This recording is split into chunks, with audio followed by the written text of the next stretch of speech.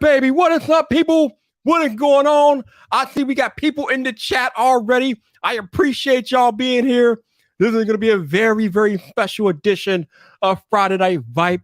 As y'all know, tonight is ladies' night, which means I have a bunch of my female friends coming through tonight to join me on stream. This should be fun. These conversations always are.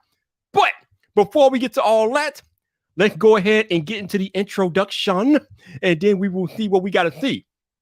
So, current time, 6:33 p.m.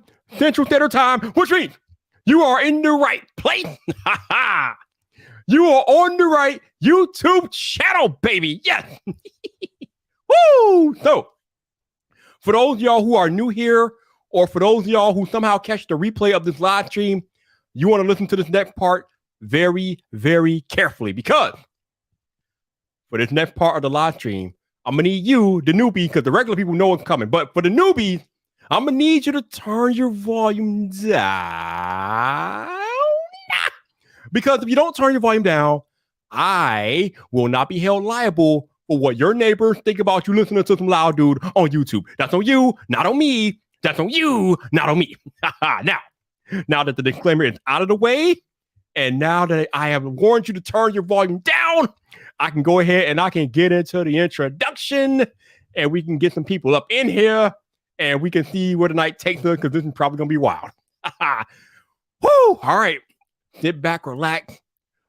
Put your tray tables in the upright position, because Friday Night Viper is about to take off, baby. Yes. Let's go to work. Let's go to work. Woo! Let's go. What's up, people? This your boy Viper, the man about tech, and we are live.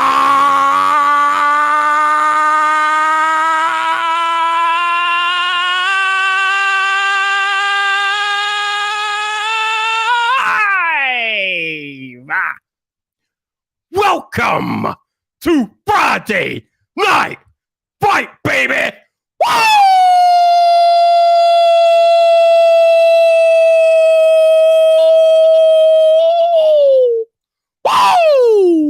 Oh, yeah. It is that day again. We are back. We are live on YouTube. Yeah, baby.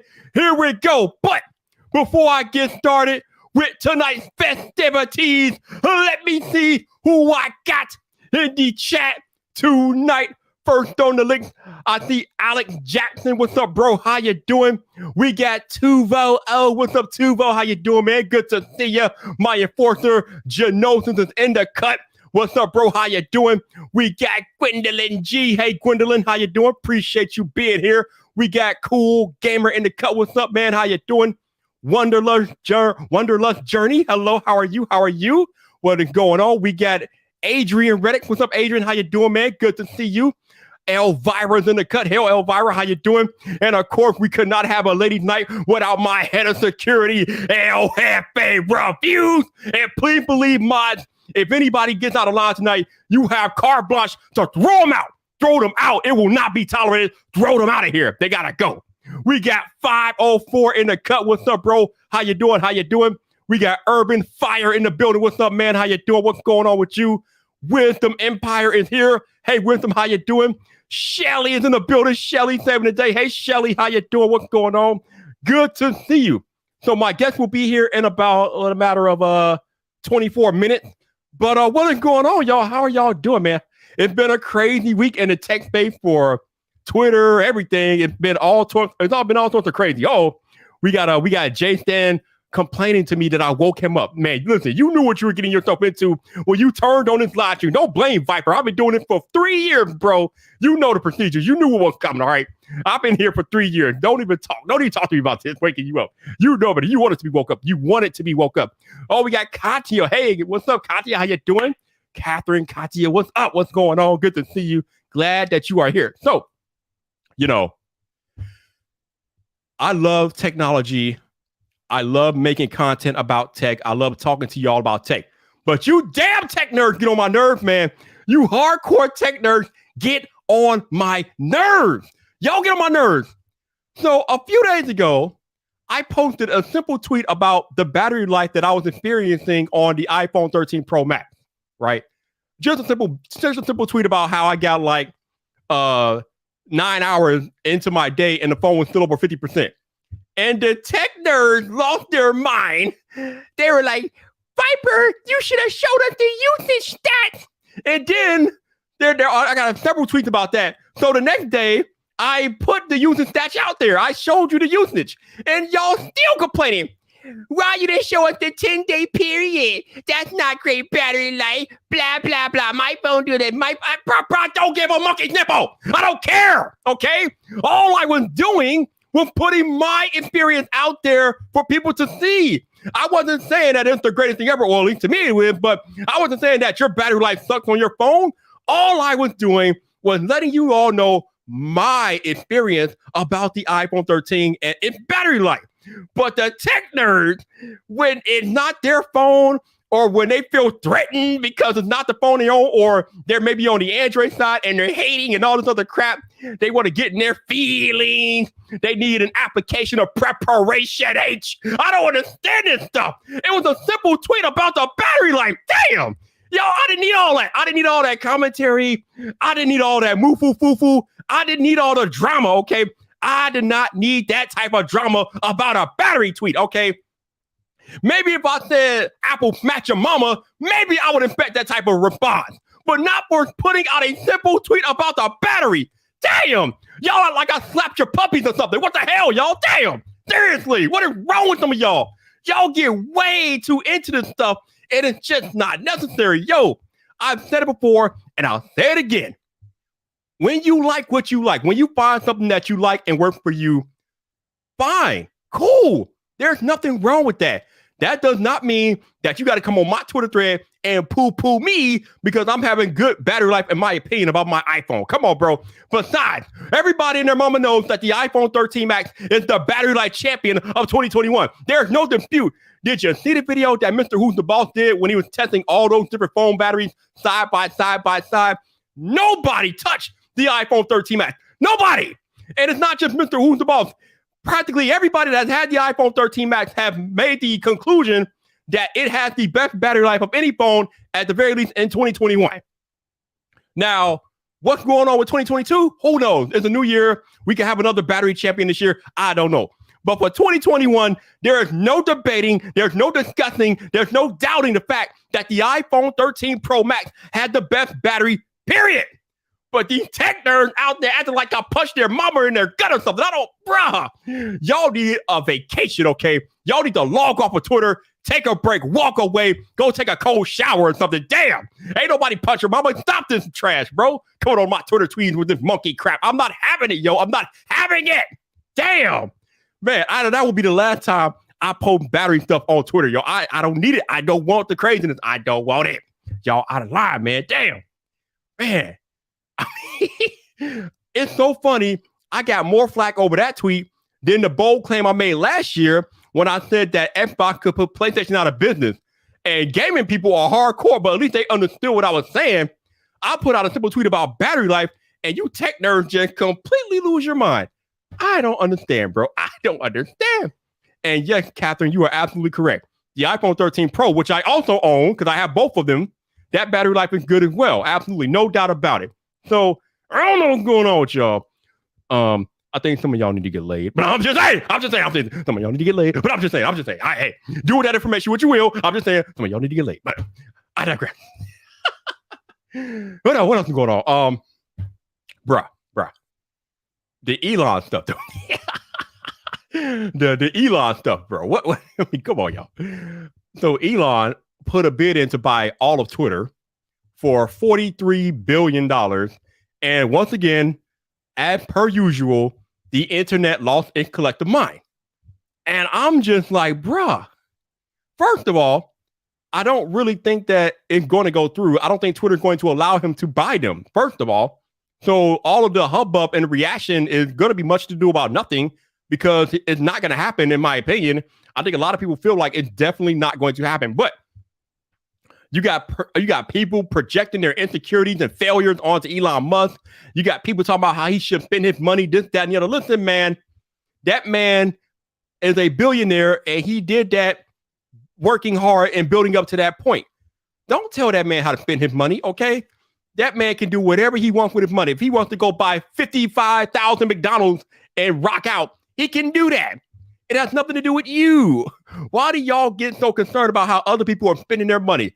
I see this stuff all the time online when it comes to influencers, like mega influencers, and how they're spending their money.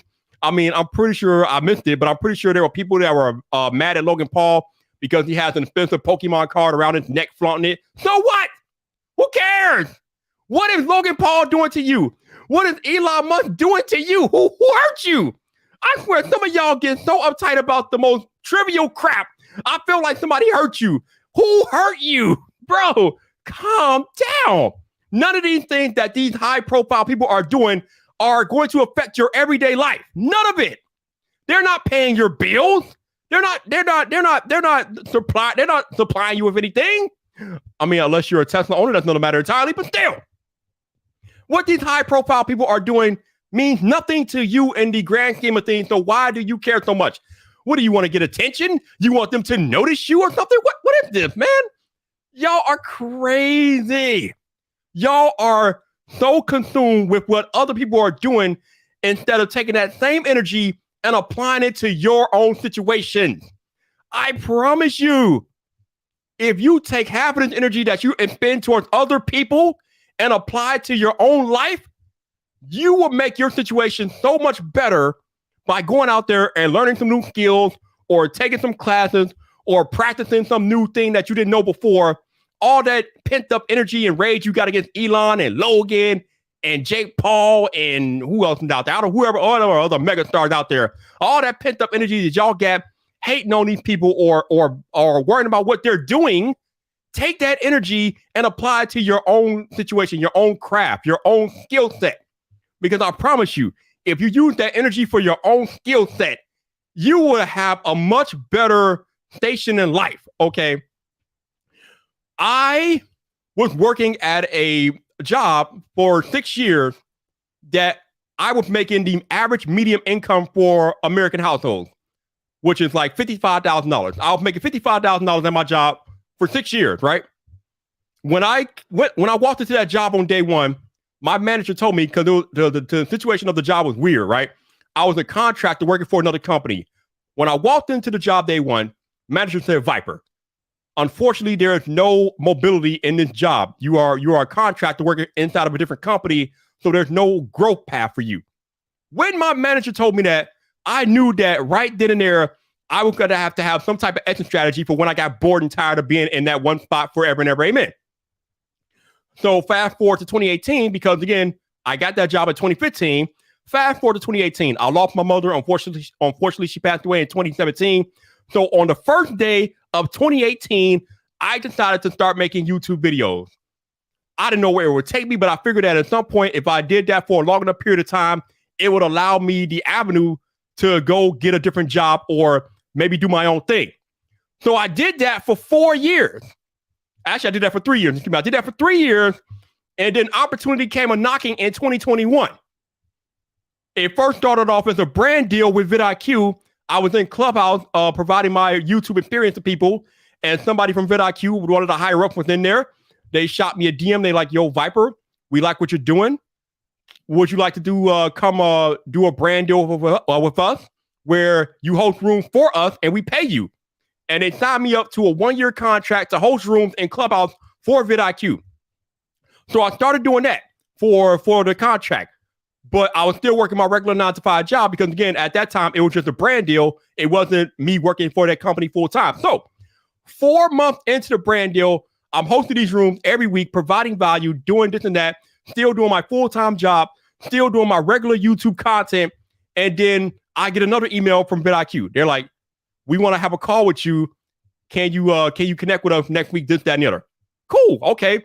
I figured they want to talk to me about how the brand deal is going, how the rooms are going, this, that, and the other. No, nothing of the sort. They were like, Viper, we love what you're doing in the room. We love the turnout. We love the people that you're bringing in. We want you to come work for us full time. And I'm like, wow, because this kind of caught me off guard because, again, I was under contract for a year to do this deal with vidIQ to host these rooms for a year. But 4 months into that contract, they wanted to lock me down full time. So I'm like, okay, what do you need me to do? They told me what they wanted me to do for them full time, this, that, and the other. I'm like, I will not consider anything unless you match this number. I put the number out there. It took a little time to go to make it all work. But eventually they came back. They were like, Viper, we matched your number. We're ready to go. Do you still want the contract? Do you still want the deal? Hell yes. Absolutely. I want to work for you guys. You match my number.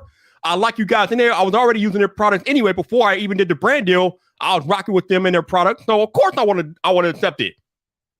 And there you have it. And now here we are today. I am an executive producer for vidIQ, absolutely having the best time of my life, making the most money I've ever made in my life, and still doing what I love to do, creating content and helping other people grow on YouTube.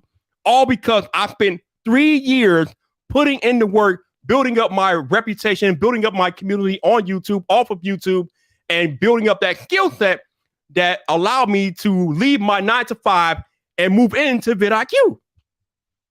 But the cool thing about that particular story is that there's nothing really special about me, per se. I just decided to spend 3 years of my life working towards becoming a full-time content creator. Now, technically, I'm not a full-time content creator per se, but I am working full-time in the creator space. So it's almost the next best thing. So I'm not really complaining, but you can do that. You can spend 2, 3, or however long it takes you years to build up a skill set, hone your craft, and create opportunity for yourself to leave your current situation. You can do that. Anybody can do that. That's not a Viper exclusive thing. Anybody can change their life with the power of the internet. That's all it is. That's all it is. So, again, instead of complaining about what these megastars are doing with their lives, how about you take some of that time, apply to what you want to do, apply to how you could better your own life, and then you can have a life change like I did. Because it's not impossible. And that's what I'm here to tell you. It's not impossible. You can do this. So, hopefully, something I said within the past 15 minutes will resonate with some of y'all. If you are in that situation and you're not happy with your current station in life and you want to make a change, guess who has the power to make that change? You do. Nobody's going to do it for you. And I've said it once and I'll say it again. There are no shortcuts, okay? You can't expect somebody to hand you an opportunity. You can't expect to push a magic button or take a shortcut and boom, be there. You have to be willing to make sacrifices to put in the work because sacrifices were made. I told you guys before about how before I became a content creator, I was watching my favorite shows on like Arrow and The Flash on the regular and things like that. Well, once I became a content creator, that went out the window. I fell so far behind. I'm still not even caught up. But I made the choice to make that sacrifice and stop watching TV and put that time into me. And since I made the sacrifice to put that time into me, it got me into a better position in my life because I built up the skill set because I chose to make those sacrifices. So if you do want to get to a better station in life, just understand that sacrifices have to be made and you have to be willing to make them. Otherwise, you're not going to get where you want to go. I tell you all the time, nothing grows in your comfort zone. So you have to be willing to go outside of your comfort zone if you want to achieve things that you have never achieved before. To get to places you've never been, you have to go where you've never gone. Or you have to, actually, no, let's take that back. To get to places that you've never been, you have to do things that you have never done. And that's just a fact of life. But again, anybody can do this. It's not a Viper thing. It's a you thing. Are you willing to make the sacrifices? Are you willing to put in the time that it takes to get to the next level of where you want to be? How bad do you want it? And please don't give me any excuses about I don't have the time. I got this. I got that. I got this. Guess what? Somebody out there have more obstacles than you, and they're still outworking you. They got more obstacles, and they're still doing more work than you are. So I don't want to hear any excuses. Either you want it or you don't. We, like, in today's world, for whatever reason, there is like a total lack of individual accountability for where we are in our life. Stop it. Because nobody is going to do it for you. You either want it or you don't. But if you want it, you got to be willing to put in the work, put in the hours, make the sacrifices to get to the place that you want to be at. But there's nothing stopping you. If you have a smartphone, you have access to an infinite amount of information online. Infinite. You have free reign to learn something new, and it won't cost you a dime because anything and everything can be learned on YouTube. And it costs you nothing. So it's no excuse, well, I can't afford that. But no. All the skills that you need to level up are available to you if you know where to look for them. And they're available to you for free. What is your excuse? If I can go from making the median income in America to 3 years later making almost 6 figures, you can do it too. There's nothing stopping you from doing what I did or doing something similar if you really want to. So, on that note, if any of my lady friends are listening and y'all want to come in, you are more than welcome to hop in and join your boy. I think I need to send out one more link here. Let me make sure I'm good. But yeah, again, hopefully I said something that resonated with you all and y'all can take that information and do what you will with it. But the world is yours, man. The world is yours. How bad do you want it? Are you willing to go out there and do the things that you need to do to get it done? Otherwise, don't complain when other people are doing it and you're not. Don't complain. Don't complain. So, let's see what y'all got in the chat for me. So, Wonderlust says, so true. Got A-Train out there. What's up, man? How you doing? El Jefe says they can't let talent slip away. Well, I'm glad they didn't. Luckily for me. Luckily for me, yo. Luckily for me. Bruce says it's truly worth it when you work for it. Yep, I agree. P says, Viper, what you just said, resonates with me. I started my channel just a short time after you started yours, and I'm keeping my stride, and I have high hopes I can make out of my day trash. Your day trash, okay. Dennis Carlson says he's agree. I'm telling you, hey. Again, it's nothing special about me. I just put in the work, but anybody can put in the work, y'all. These opportunities are out here. It's all about how bad you want them, man. That's all it is. That's the Tech Free Needs says, know your worth and put in the work. Absolutely. Urban Fire Coffee and Life Coach. I'm not no life coach, man. I'm just telling you what worked for me. And I know it can work for anybody if they are willing to put in the work. Again, it's no shortcut. Nobody's going to hand it to you. But that doesn't mean you can't go out there and take it. It's out there. Jonathan, what's up, man? How you doing, dude? Appreciate you being here, man. I appreciate all of y'all being here tonight. Thank you very much. I know y'all could be doing anything else with your evening, but you are hanging with Viper. I will be joined in about 10 minutes or so by some of my lady friends. So it's coming. It's coming. Don't you worry. We got the Ish 9. What's up? How you doing, man? Appreciate you being here. Thank you for dropping in. I don't know. Oh, Alex says apply energy to get a better job. Yeah, you got to apply. You got to put in the work. You got to put in the work, and good thing will come. Oh, I'm pretty sure they did. What is it like? I think it's like a multi-million-dollar card that it's worth. I don't know what the whole total value is, but I'm pretty sure that people are mad at him for wearing it around his neck. Of course they are. People get mad at anything these days. That's the internet for you in 2022. Yo, Digital Slang, what's up, bro? How you doing, man? Appreciate you being here, my dude. What is going on? What is going on, man? What is going on? What is happening? What is happening? Again, I appreciate all of y'all. Shout out to the 34 y'all. Also, shout out to my Lurk Squad. I know a lot of y'all out there lurking, especially tonight. I appreciate y'all lurking. For whatever reason, you don't want people to know that you rock with Viper, but the Viper sees you out there. I see you all out there. I know y'all out there lurking. I appreciate y'all. Thank you for hanging out with me. Thank you so much. We're going to have some fun tonight, but appreciate y'all. And also, shout out to 504, right on brand, with the 504 super chat. Thank you, sir. Appreciate it, man. Appreciate it. You are the man. Again, I tell you guys, those are not required, but whatever you're willing to contribute, greatly appreciate it. And my first guest of the evening has arrived. Oh, ho, ho. We got to bring in the fierce and badass, the woman that saves the day, Shelly. Hi, Shelly. Hey, what's up? How's it going? What is up? It's been too long, Shelly. It's been too long. I know. It's been too long. Way too long. It's good to see you. It's good to see you. How you been, though? I've been okay. I was sick recently. I was actually in the hospital for a couple days. I don't know. It was randomly some weird virus that they still don't know what it was, but I'm out now and I'm feeling a little better. So there's that.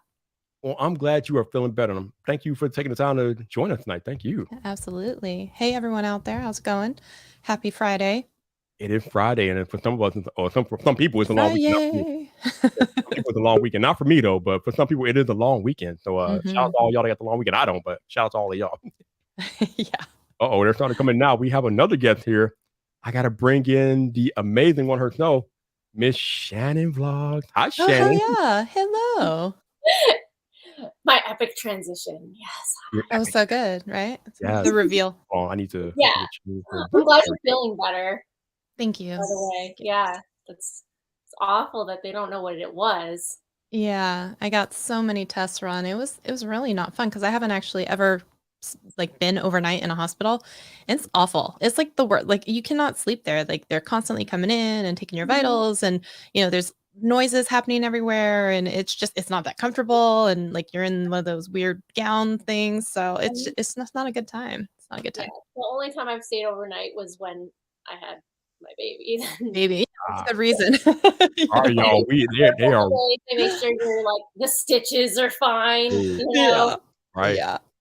All right, y'all, to keep rolling in because now we got to bring in the the very opinionated. Don't get on her bad side, but we got River in here. Hi, River. How are you? Hello. I'm nice. I'm nice most Oh, of the time. you are nice.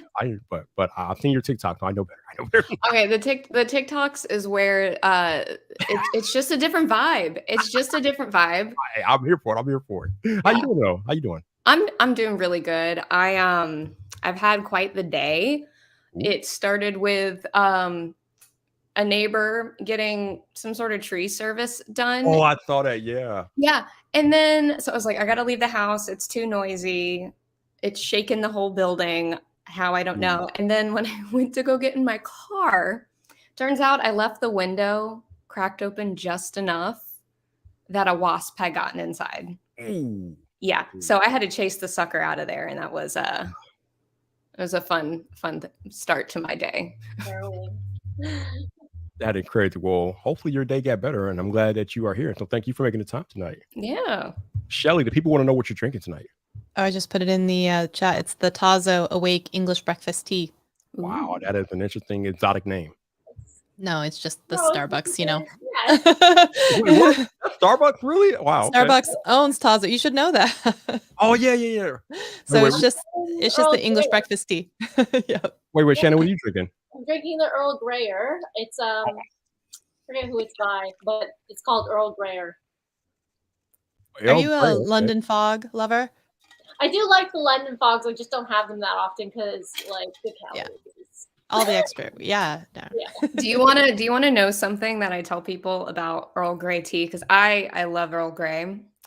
And it might not be true for everybody, but I ruin it a little bit for some people because I say, Earl Grey tea smells like Fruit Loops. It totally smells like Fruit Loops. I always went with lavender and bergamot. Because it must be what they use in Fruit Loops because it smells exactly like that. Yeah. I agree. But I love Fruit Loops, so. Oh, yeah. Fantastic. Fruit Loops. I've heard a lot of things. Fruit Loops, huh? Okay. But if anyone is looking for another tea out there as a fellow tea lover, if you try the Pike Place Market, the cinnamon, it's the original, it's the cinnamon and clove. It's still one of my favorite teas. It's the tea for people even who don't like tea is their tagline. I'll look it up. I'm a huge tea fan. Yeah. Orange, cinnamon, and clove are kind of those notes. It's really good. Sounds good. Shannon, this is so weird because I'm used to you having like the bookcase behind you with all the stuff, and now you're like in the bedroom. Yeah, no, this is the same room. What? I am looking at the bookcase. Oh. Yeah. Y'all are sat atop a garbage can and a plastic bin. Hey, whatever's off frame though doesn't like. Yeah, exactly. Yeah, exactly. Whatever's out of frame, right? Right? Like stick up wallpaper, okay, and then that over there is a desk. So, it works. Hey, it's nice. You got a nice feng shui going on. I do love it though. This is kind of a new setup. I don't know, like I have all my little usables. I don't know if you guys ever. I collect them. They're little like plushies, but they're so cute. Look. I like it because you got like the little hair light behind you, and so it like illuminates your little pigtails. So like it's nicely done. Thank you. That's a Phillips hue, and then like I have this like cute little tree I got from a little tree. I like it. Yeah. It looks nice.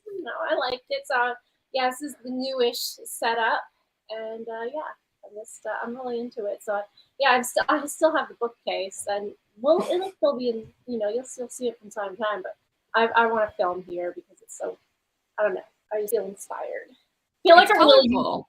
Thank you. Yeah. No, and that's the thing. If it doesn't exist within the frame, does It it doesn't really exist at all? at Yeah. all. Of course, this is a tripod, Yeah. Very professional. It would never be just like propped up against a shoebox. Nobody's ever done that. Ever. I've never Yeah. Shelly, how many pairs of headphones do you own? It's a good question. But you know what though? Don't get it like twisted. Some of these are like the cheapy ones that like, that you would use at like work or something. So they're not all like fancy. So I don't know. There's like 6 here or something like that. But Did you say 60 as in 60? no. I said 6 Oh, okay, I'm about to say as in upside down 9. I think we all own like at least 2 or 3 pairs of headphones. Right? Yeah. Definitely. Yeah. I thought that All right, was Shannon. Somebody asked, are you wearing pajamas tonight, Shannon? Are you wearing PJs? No, this is a VS, but it is like a That is a velour tracksuit. It's a velour tracksuit. It's very nice. Yeah. It looks very comfortable. Fancy on it. Woo. Getting fancy out there. Okay, I'll tell you. Okay. That's what's up. So My favorite thing has been flare leg pants coming back has been an absolute godsend for me. I recently retried on an old pair of jeggings. I didn't even get them up my calf. I'm like, I'm not even putting this on my body. Leggings, different story. I'm like, what are real pants in this day and age, right? It's all leggings and sweatpants. Yes. Like especially ever since I had a kid, I feel like I just gravitate towards the comfy, cozy side of life. Yes. River, I heard that you are doing some very important work.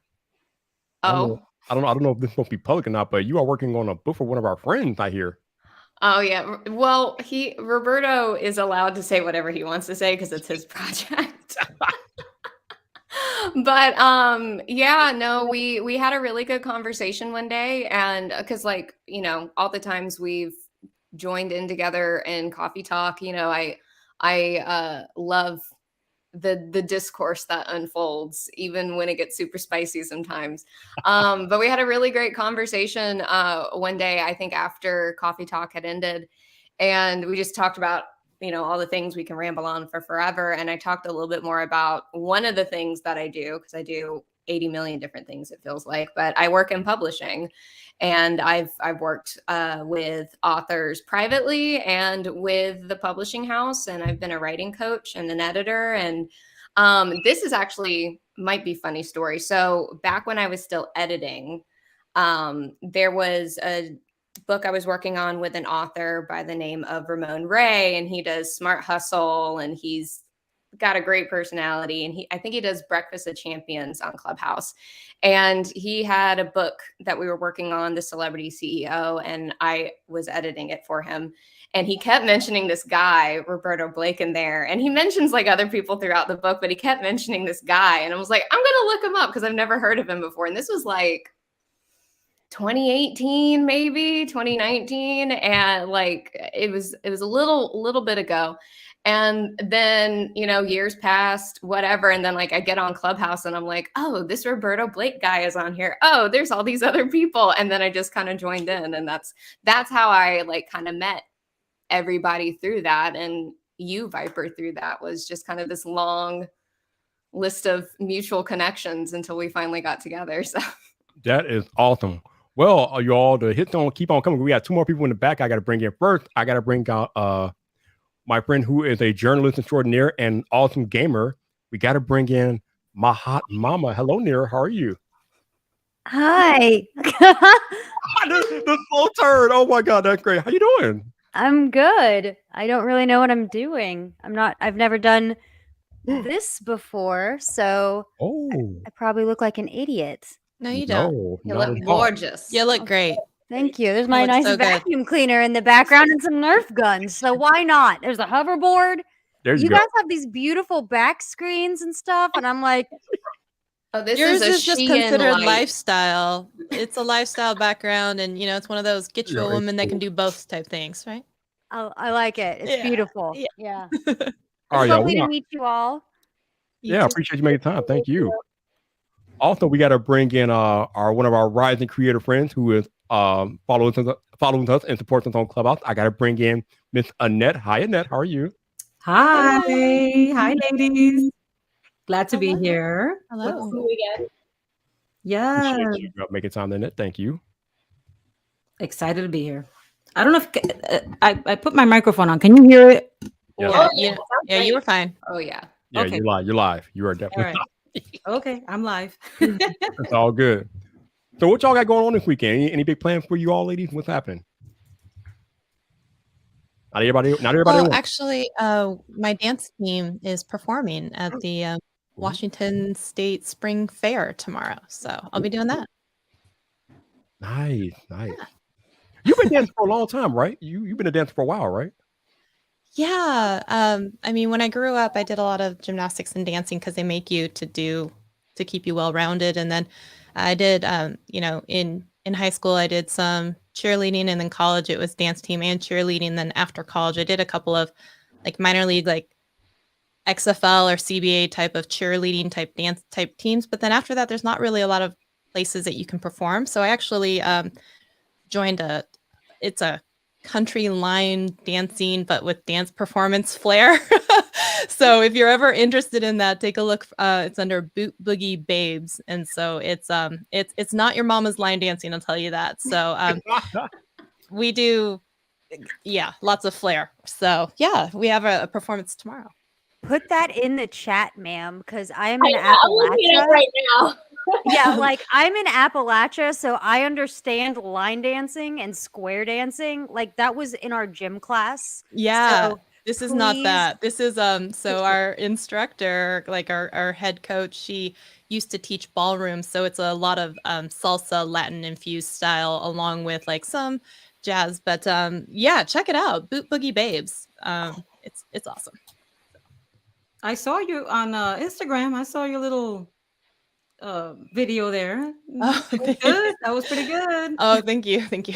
I don't like to dance with boots though. Oh my god, like Well, it's if you get a Western snip toe with a heel that's less than 2 inches, it's not so bad. I mean, it's you don't want to do it in like the big chunky heels and stuff like that. So,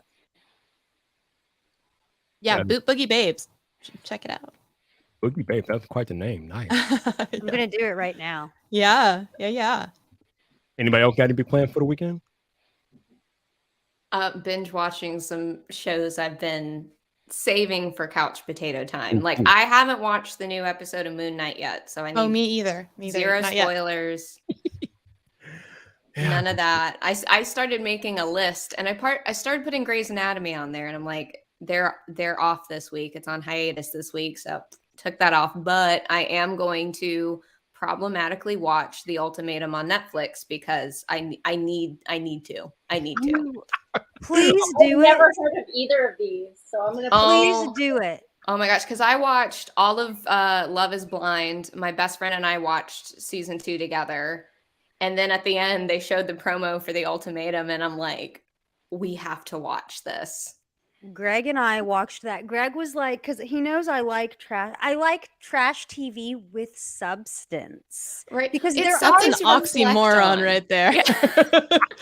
there are some good points that come up in Love is Blind and in The Ultimatum. Like they're talking Mhm. about things that you should discuss before you really start a relationship with somebody. Like maybe you should talk about having kids and how you're going to raise them before you're married, Absolutely. So I really like that show. And Greg was like, "Do you want to watch The Ultimatum with me?" And I was like, yes. Absolutely, yes. And I watched it with my daughter and my son because it's just funny and it helps them like see what dating is. So it was funny. So I haven't watched this show, but I heard a lot about it on the Twitter, and I guess the major complaint that people have about it is that you got 23 and 24-year-olds like swapping partners, and that is, I guess, that's the ultimatum. and they kind of, I think a lot of people feel like they should have had like older folks doing it, but I don't. Well, so that's there's a lot to unpack in just that with reality shows specifically, and even when you watch, like, I haven't sat and watched an entire season of The Bachelor or Bachelorette, but I've watched bits and pieces, right? And you see these clips of young people anywhere between like their fairly early 20s to even early 30s being like, this is the end of the line for me. If this doesn't happen, it's not it. But I will say, like, you know, it's so I do the same thing of like, I'm 27 now, I'll be 28 in a couple months. I'm like, whatever. Great. I look back or I see people who are, you know, 24, 23 saying these things of like, oh, I haven't gotten married yet, blah, blah, blah. And I'm like, I had the same preconceived, maybe ill-advised notions of by the time I hit these ages and these milestones, I'm going to be married with kids in the house and the yada, yada, yada. But I think maybe it's more interesting to us now because like we all see that other people have had these thoughts and we're kind of like, oh, growing up is so different than maybe media that was shown to us when we were younger and growing up, you know? So there's that side of it too. And then the other side of like, you know, I enjoy trashy reality TV. Like I love the Kardashians. That's an entire conversation in of itself. I have respect for them too. And I also have a lot of opinions, but Oh God, that's funny. I know. It's like, oh God, no. So do I. So do I. So much. And I was being judged in Coffee Talk. You were not being judged. No, I'm sorry. On Twitter, yeah. Oh, you were not being judged. All right, before I get into all that, we got to bring in the real estate boss lady herself, Christina. Hello, ma'am. How are you?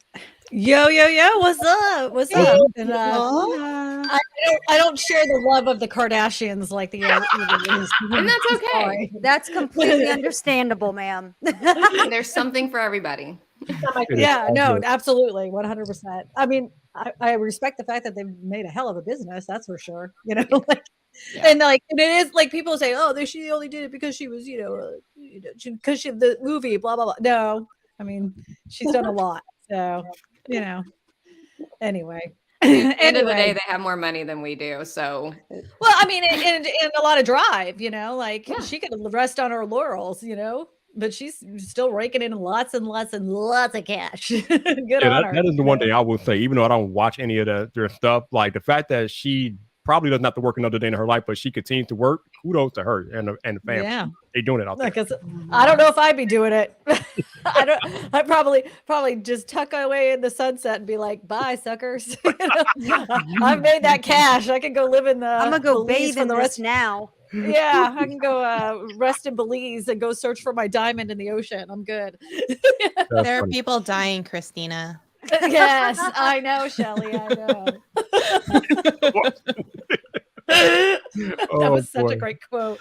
Oh my god! And the way she said it too. I know, right? She was like, "There are people dying, Kim." That was so funny. They've contributed so much to meme culture. Oh yeah, that is respectful. Like, don't be effing rude. I just like how they always say everything just with this completely blank, like whatever, you know, like they're so monotone. I think it's something about the Calabasas like intonation, but they all have it. Yeah, it's like the wheels are spinning, but the hamster's dead. But it's like the mouth is so slow to say these words. Like Kim is being so annoying. I'm really angry. I'm like, oh my god, could you not have said that at double speed? Yeah. Well, it's like the whole uncut gems thing. Oh, that was so funny. Someone on TikTok was talking about it's kind of that Valley Girl. There's the dialect that kind of came out of this particular part of California and social media and influencers. And it's very much like uncut gems. Like that's just how it's almost an accent in that way. And it's just fascinating. But yeah, great memeable moments that we can all share. Vocal fry. Yeah, they have that too. That is great. Christina, I gotta ask you, damn, I forgot, where Walter Pancakes or whatever his new name is, and I forgot you renamed him, right? Walter Theodore Pancakes. Well, let me show you this. Hold on, real quick. Hopefully, he won't run away because whenever I do this, he usually runs away. Here. Mhm. Pay Can no you attention to the. Can you see the cat? There's a Yep. cat and a dog down there. Oh, there you go. Yep. Oh my Aw. god. Oh, Yeah, you got- look, you got he company. found a string to play with, and Uh-huh. he's that is Marcel. Marcel's playing with that Oh, okay. with the light, and then Dom, come here, Dom. Oh my god, look at that dog. Look I at love the that puppy tail. tail. Oh, Oh, look, and there comes Rosie. oh, party in here. Look at this. Yeah, Rosie is a well, she's a freak. she's love her to death, but she is a German Shepherd corgi mix. Oh, okay. No, no business ever being a breed of dog, but she's the best, sweetest dog ever. She lays on a pillow, like, lays on it just like a human, and she lets me tuck her in. Recently, she's been stealing my bear and tucking it under her arm, so I think she's part human too somehow. Yeah. I don't want to talk about it. I mean, it is the South, so there could be something going on there. Wow. Anyway. I love how you're like latching and all your pets like converge on you. I know, it's because I left the door open. They're like, "Ooh, yeah, mom left the office door open, the forbidden zone. We got to go visit it." But this forbidden zone is going to change. This whole thing is going to change shortly. Ooh. Oh yeah. Oh yeah. So Shelly, this is the coolest thing ever, right? I had a company reach out to me, and they make something called the backyard workroom. And they also make tiny homes. So they want to make these they're going to be selling these tiny home kits. I'm having them come to my house and demonstrate how quickly they can put these sips, these prefabricated right home Nice. together, which he says is 38 minutes. So I'm going to be boiling crawfish at this thing with a stopwatch. Yeah. Yeah, so I'm boiling crawfish of the crawfish. Which one's going to get done first, the crawfish or the house, And so then afterwards, I'm going to actually order one, and I'm having one delivered and put in my backyard. That's rad. And I know, I'm very excited. They have electricity that runs through, or you have to run it out with sort of an extension cable. Right. So you should have it permitted, and if they're going to install it for you, they will pull the permits for you. But if they're not, then they are just gonna that's up to you. Set You're it gonna up. have to do you have to do your own setup. I'm hoping they'll do that for me because I don't have any wherewithal to do that kind of stuff. But so I'm gonna have it will be air conditioning. That's going to be my new office, because this is a 6.5 by 6.5. That will be a 10 by 10. So I'll feel like I moving on up. doubled my space. Give yourself a little she shed out there for all your filming needs. Yes, I have my own she shed, but I'll have to like I do in here. I black out the windows. I have this like this cellophane type stuff on there to black out the windows so the light doesn't come in. So I have to do the same thing with this little she shed. All right, y'all. We got another person coming in here for the first time ever on any of my live streams. I got to bring in our TikTok sensation out here, Miss Stephanie Telly. Hey, Stephanie, how you doing? Hi, everyone. How's it going? Hey. Stephanie, you got something going on with your camera, Stephanie. What's wrong? You still have your on-screen display. Oh. So I don't know if you have turn off your. I don't know. It's not facing me. Now you're recording. Oh God! What do I do? You have the little autofocus box around your face, and then the on-screen display. Oh, y'all can really see everything. Yeah. I think try tapping the menu button. See if that works. It's almost like it happens. It happens. Oh, now she's recording again. You can see the red dot. Sorry, ignore me. It's okay. I have to if you don't officially have clean HDMI, you can also. How do I do it? Try hitting info on your screen. I'm so Looks sorry. like you're on a Canon right. No, you're good. You're good. Hit the info button, and usually a couple times it should cycle through. Yeah, again. Okay. Closer. Now go turn off autofocus and go into manual mode, and then you should get rid of your box. I am so sorry. And then just try not to move around too much. Remember, I can come back, guys. No, it's cool. Oh, Oh, You're so close. You're so close. Did you press the menu? Try the menu. I don't see either the menu or the info. That's what took it off. Oh no. Okay. that's No, not the menu. I can come back in like 5 minutes. I'll figure it out. You're cool. Sorry. good. No worries. Oh, good. Happens to all of us. It's Oh, fine. yeah. It's all I good. think I went through an entire live stream with that autofocus box on me once, like when I used to shoot on Canon too. Oh yeah. Ah, This is my old Canon. And it took me. This is so funny. It took me like 3 days to figure out how not to get, because I had sent it away to get serviced, and then when I brought it back, I was like, "How do we get rid of the box? How did we do this?" We had to go through like 3 YouTube tutorials. Yeah, Finally we got especially it. when I it's was not like "Yay." the Is models, that you know, the before the M50? Canon 70D, and you had to go into like autofocus and like manual, and then turn off the like that was the only way to kind of fake clean HDMI. Yeah, this is a T7i. I Oh, don't yeah. know if that means, but I loved it when it was a camera. That was a great camera, but I need it's to now learn my how to do webcam. this. This, like, how you guys have your things, like your cameras, your nice cameras hooked up. I got a nice camera, Which and I'm model really is it? happy about it. Which model is it? It is a Canon EOS M50 Mark II. Oh, okay. Love no, that you're camera. Good. You're good. Yeah, but I don't know how the freaking mackerel how to hook it up.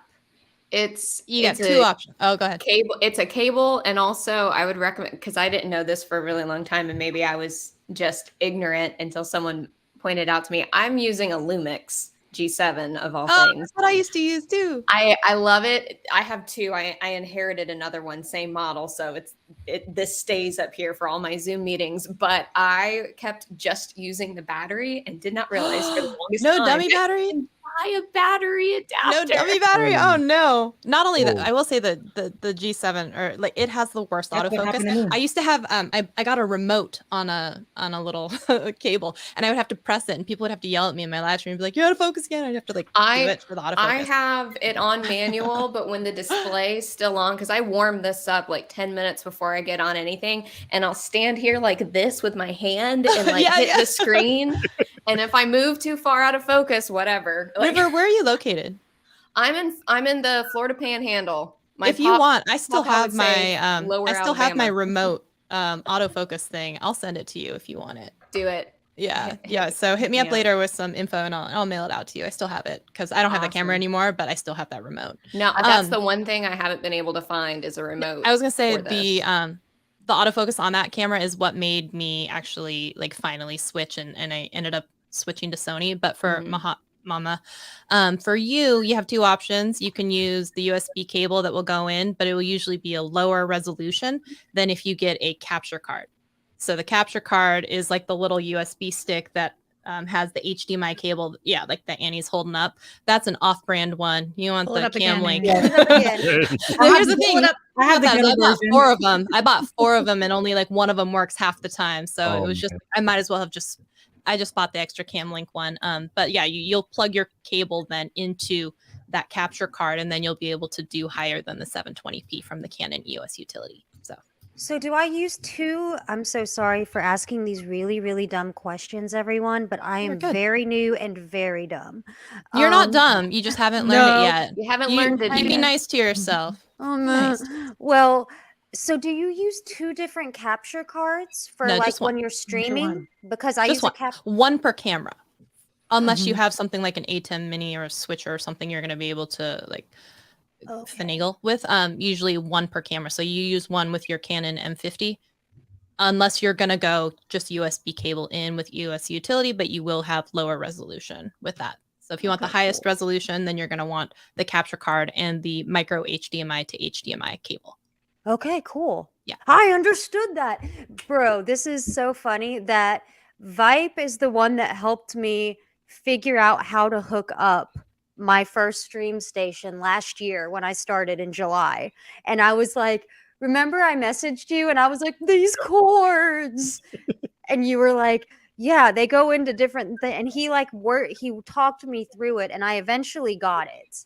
And it doesn't look good by any means, but I did it. And it means a lot that he did that. So Thank you, Vibe. Yeah, So like if you I said, need I just any say- help and you want to reach out, like you can message me too. And there's lots of people that can help you with that. But you're more than welcome to message me too. Oh well, Can we thank just you. say that Mahama Mom? I don't know how you say your name, but anyways, your hair is freaking amazeballs. Yeah, Like great. everybody on the universe wants your hair. Like Well, thank my hair you. is like a quarter of what it used to be as far as thickness, and I'm looking at yours going, that is just Barbie hair. That's like the hair that I just want to sit there and brush all the time. Like if you were around, that's all I do would be like, can I touch your hair, Please do that. I feel like I want to touch your crap. hair. We have had no bathroom. Like our shower and bathroom has been out of commission for a month.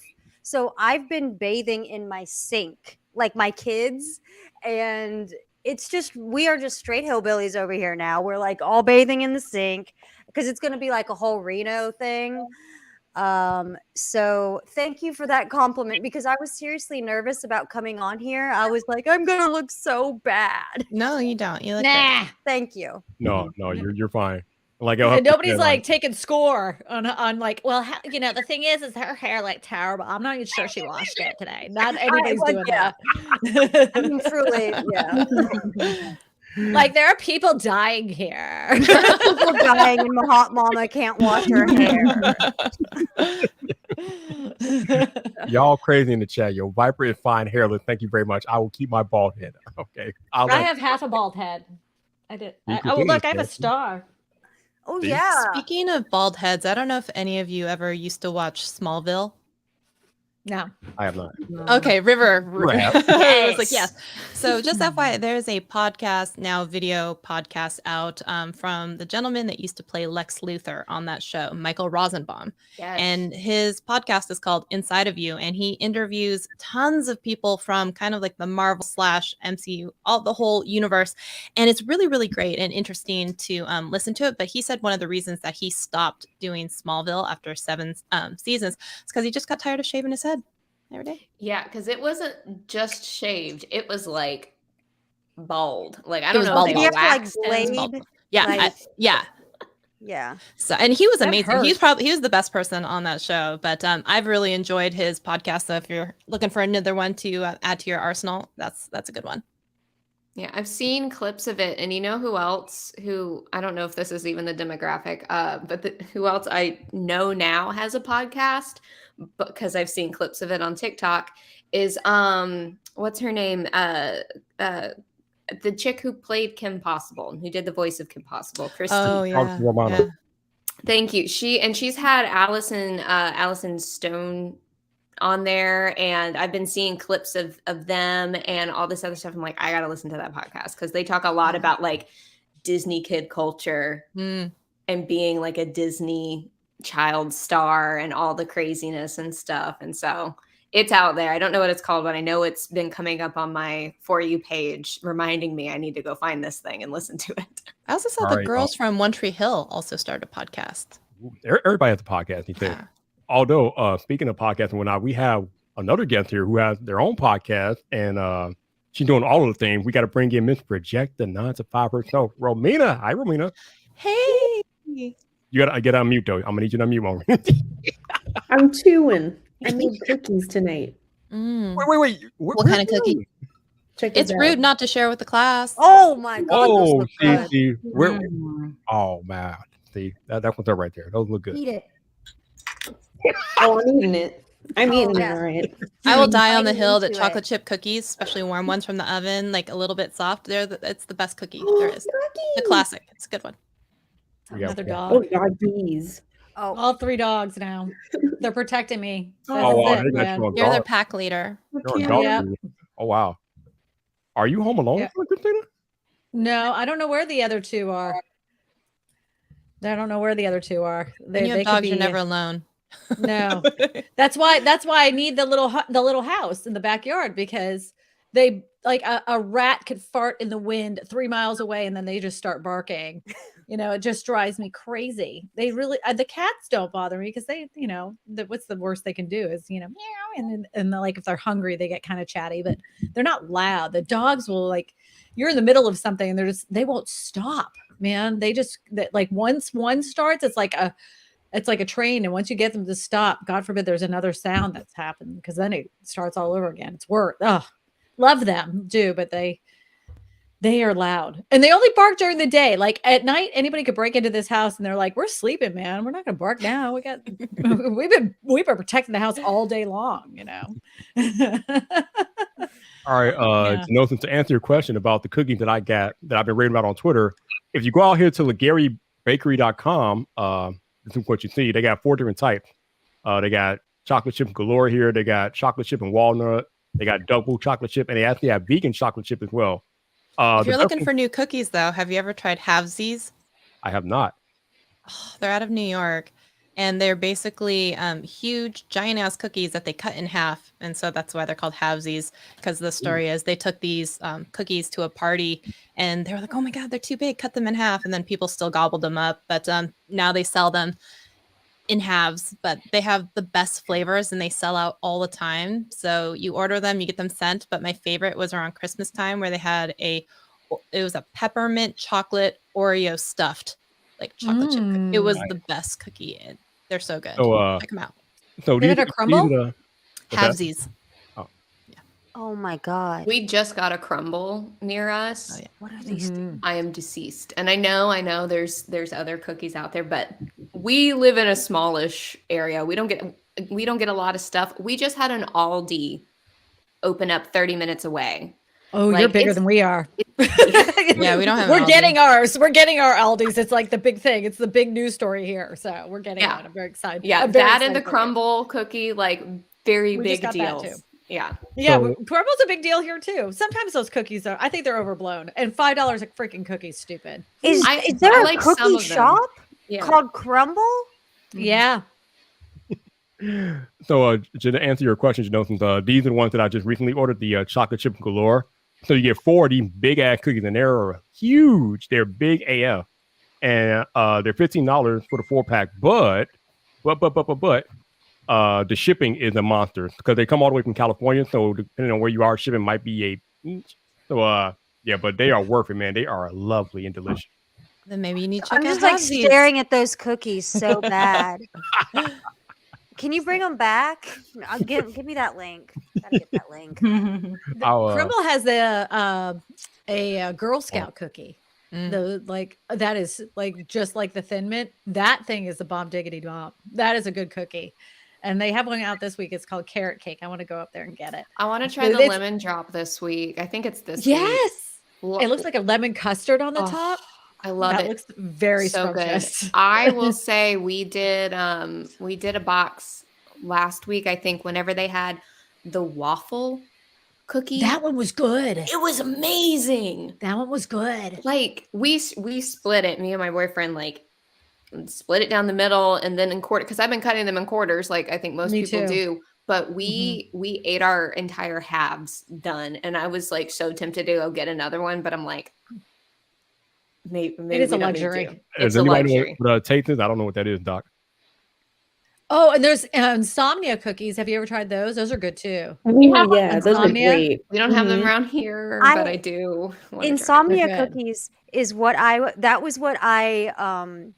they have one at UK Hospital, like right across from the hospital, the University of Kentucky. That's where like I had my brain surgery.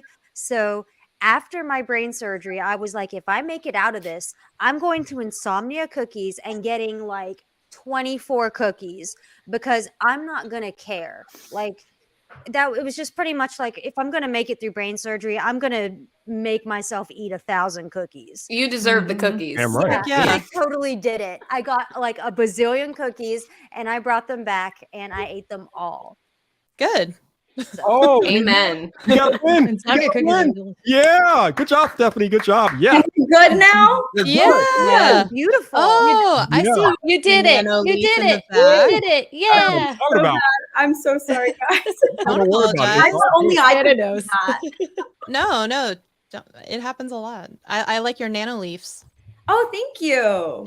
I was like, I really need a partner with them because every time I have them in the background, someone asks what they are. I'm like, Y'all making a lot of money right I now. have some that are the squares, not the little. Oh, yeah. I haven't seen the squares one. I don't Yeah. Oh. Unfortunately, you have to buy, the starter kit and then the add-on, it's 4 at a time, which I is have the just starter dumb. kit right now. Yeah, so I have the starter kit and then 4 squares, 4 Yeah. extras. You should get an affiliate link for those because I have know. to tell you, I wore overalls, these goofy overalls in my last land video, and I made 20 sales on Amazon of those overalls. Speaking of Amazon, are you kidding me. guys doing the Amazon influencer video stuff? I heard you can make a No. lot of Dude, money. I am making so much more money off Amazon than I ever did on YouTube. Like it's Yeah. I did actually do watch those videos, surprisingly. Like I just found out about them maybe like a month and a half ago. Yeah. Mainly because like I look up like baking supplies and like things like that on Amazon. And so like I get stuck like watching videos of things that I will never make. Just because like somebody decided to use that same tool for a recipe. And so I just like went down this like rabbit hole of finding out that there are creators on there. And then there's like this whole platform that's like Twitch Yes. where people are doing live videos and they have Yeah. reactions like popping up like Periscope style, like little hearts and emojis and stuff. And I'm Not just everybody like, gets that. Like the A-listers get that, but you it's got to on work your way up to Amazon. it. I Like, know, right? It's the future of Amazon shopping is the wild. entire influencer program. It's wild because there's people who are influencing a whole market of customers and buyers that you have no idea exist. I mean, like Yeah. I don't even know who this person is, and they had like 250,000 followers, and I'm just like, You who know, and are it's you? actually there's celebrities that are now doing the influencer thing. So like Britney Spears' fiance does a bunch of live streaming over there of like men's products, workout products, all these different things. I can't even imagine the amount of money that they can rake in, but it's also like, I mean, it's just a lot from like all these different beauty influencers, lifestyle, and they're making a ton of money because they're not only getting sponsored from everything that's in their carousel when they're doing the live stream, but then all of the money that they make when they're doing the live stream from people buying it. But then if you're a high enough level, your videos will get populated, even your live videos will get populated on the product page of that thing. So as long as someone like watches a certain percentage of it, you also get the commission from that. So you're hitting them like threefold. Wow. I heard about it first actually on Clubhouse before they even started it. They were talking about it. Yeah. Someone at Amazon was talking about it. And they were like, yeah, it's going to make you guys a lot of money if you do it. If you do it, if you get in now, I mean, it's already starting to get like more saturated, but like if you can get in on it. Yeah, do it. But it makes perfect sense too, because I mean, like the people who are going to buy are already on the page. And they're where already gonna- there. Yeah, you don't have to drive you're not traffic to it. It's like seeking a you're just social- convincing people to across that precipice of purchasing. Yeah. Hey, you're not Shannon. taking someone off onto like from a social platform onto a commerce one or transforming it. I think that's why Instagram's had some trouble. I personally don't love the commerce feature on there. You're turning a social network into a shopping network. It rubs the wrong way. There's a lot of tension and friction. But like Amazon, yeah, you're already there to buy. You're already there buying stuff, people right? telling me what to buy on Amazon, so I don't have to look. There you go. Yeah. Love it. Yo, Shannon, how's the cooking situation in Memphis? Oh, we have an Insomnia. I don't think we have any other cookie dedicated specific stores, but I don't think we need any. I think Insomnia serves the entire metropolitan area. So it's Insomnia place. Do they have like specialty cookies, or what's the big deal with them? I think there's like I've only been there like twice because it's in the university district, and I just literally never go down there anymore because I don't go there anymore. But I think they have like ice cream cookies, and that's like their thing. They like make this ice cream cookie sandwich thing. I think that's their Well, you thing. can't go And wrong with a cookie sandwich. Not with unless chocolate chip and vanilla ice cream, just like the classic. So good. Do you remember Chipwiches? Do you remember Yeah. those? Yes, I do. Oh, I loved when the ice cream truck used to come around. This is how old I am. The only place you could get a Chipwich was from the ice cream man. Do you remember And the it Schwan man too? Yes, They same still have thing. that here. They still have it. Do you remember What's a the Schwan golden nugget? I The miss golden the nugget cookie man. ice It's cream like- bar was like the best one from Schwan's. Yeah, Anybody I ever- love it. anybody else have the cookie man? You guys have Where did just that go? introduced me She had a family issue to deal with real quick. Oh no. Mm. Hopefully she'll be back. I would like to just go ahead and say that I want to be a part of this undercover cookie society that I didn't know existed because like my face this whole time as everyone has been talking about these different cookies was like, what? I didn't know. Go look at Halvesies. Go I'm check it going out. to right now. They have variety packs that you can get, so you can try a whole bunch of different ones, like the Reese's Pieces and like the peanut butter, like all of it. They have stuffed peanut butter cup cookies. Like, get in there on that. Oh You my have Do you the remember, best like, a few years faces. ago? Like genuinely, I could watch you react for like 24 hours straight. Me? Yeah, you. Then make a react channel. Do a react channel because you got the faces for it. No, I think that's why people watch me play Apex badly is because I stream with like my husband and my son, and then I'm just like freaking out the whole time. These cookies. Halvesies cookies out You're of gonna New York. start a series of just reacting to cookies, both the cookie content and ordering from these places and trying them. This is a whole new series that's gonna be birthed. I see it. Yeah, now. you Bad totally idea. do the TikTok, and then you get sent free cookies, And then you can and you actually just- label it the way the cookie crumbles. Oh my Oh. god. Okay, so this is gonna happen. You guys are gonna be all part of the production team. Please be a part of this. Great. You can pay us in cookies. Yeah, Yeah, pay for everybody cookies. gets cookies.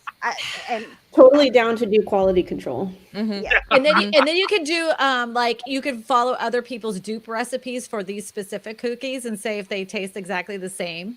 Oh my god. Mm. That is- Like I'm looking at it right now. I would share my screen, but I'm like looking at the Hapsies cookies right now, and I'm like, heating instructions. Yeah, they're good. They are Kelly, I good. love your live on air sign. Thank you so much. It's so funny. I got into I a love fight with my husband about it because he had this specially ordered for me. And it was like a birthday or Christmas present. I can't even remember which one. And I was such a little bitch about it. I opened it and I was like, what is this? Did I ask for this? And he was just like, you're welcome. This was a special made type thing. And I plugged it in. And I was like, okay, it's kind of cool. Because you can like change it to like different colors. But like he actually reminded me of that today because he wanted to steal the sign for like a conference call. And I was like, hey, you have my sign because I was coming on for ladies' night. I was like, can I have my sign back? He's like, oh, I'm glad to see that you actually want it in your set. And I was just kind of like, okay, touche, you got me. I never really apologized. I was really a brat about it. I like it. Can I have it back? And he just kind of was like, you're welcome. No, it looks really good. I'm looking on Amazon for one right now. He had it Yeah, specially like- made. I don't know if I could find out where he got it, but he had it specially made for me. I love that. I'm like inherently very cheap, so I'm sure it was really pricey. I like economical. No, the custom ones are pricey too. Yeah. I bet. I tried to get I don't remember what it was. I tried to get some type of sign that was like neon that would hang on my wall. And then I decided I shouldn't because I have so many lights already. But yeah, it was kind of expensive when they're custom. Yeah. I don't know, Stephanie. That nanoleaf is not cheap either, man. I know. That's why I haven't added any more. Yeah, I bet. You Because have to that's add the so thing. many packs Those to have it nine like fill. Oh, yeah. There's What this if I guy on put some- TikTok who live streams who his whole back, I don't know what it is, but they're squares. Maybe that's what you have. It's the little squares, but they're tiny. Oh, I guess I wish I remembered his name. But his whole wall is filled. And I'm like, I hope they sponsor you because that's a lot of money. Yeah. Hey, What if I put Christina. TikTok lights Sorry? around my vacuum. Ooh. Yeah. Christina, how's your tiny home? You just got a tiny home, right? It was supposed to come in this Wednesday, but what happened was it was raining buckets. There was no way. Like we had a big lightning storm on Tuesday evening, and then Wednesday they were, like they would have flown in on Tuesday, and then Wednesday they'd be waiting for the rain to stop, and it would have never stopped. And the whole backyard right now is complete mush. So hopefully they're either going to come next week or the following week. But even still, I'm doing a video I'm going to talk about them, and then I'll make another video about them, and then I'll have another video where I'm talking about the setup and how I picked out mine, and that's going to be put together. So they'll get 3 videos out of it. It'll be good. A good publicity for them, and I get a free house out of it, so I'm not That's complaining. awesome. Hey. Yeah. Free housing. What a That's a concept. cool deal. Yeah, I worked that out that way because he was like, "Well, how are we gonna pay you? I have this like link. You could follow it through there." I said, "Well, what I really want is a house. I want one of those houses." And he was like, "Well, I guess we could work that out." And I was like, "Yeah." We can. I said, the thing is, you get free advertising for a very long time. Anytime I mention modular homes, manufactured homes, I will always be mentioning your company. Are And you he's giving like, him any "Yeah." footage as like licensing rights? No. You got a sweet deal, man. Yeah. That's awesome. That's awesome. Good for you. Right, give them nothing. I give him nothing. Give No. them nothing. And so the thing is, I want to continue to work with him. So as the company grows, I want him to continuously work with me, because what happened, I don't know if you guys know what Boxable is. I was the first influencer to make a video about him. I have an email from him that literally says, if it wasn't for that video, we wouldn't have turned into a multi-million-dollar company overnight. And then like there was a deal there, and then after that he found out like he could hire as many influencers as he wanted without even having to pay them. They just wanted content.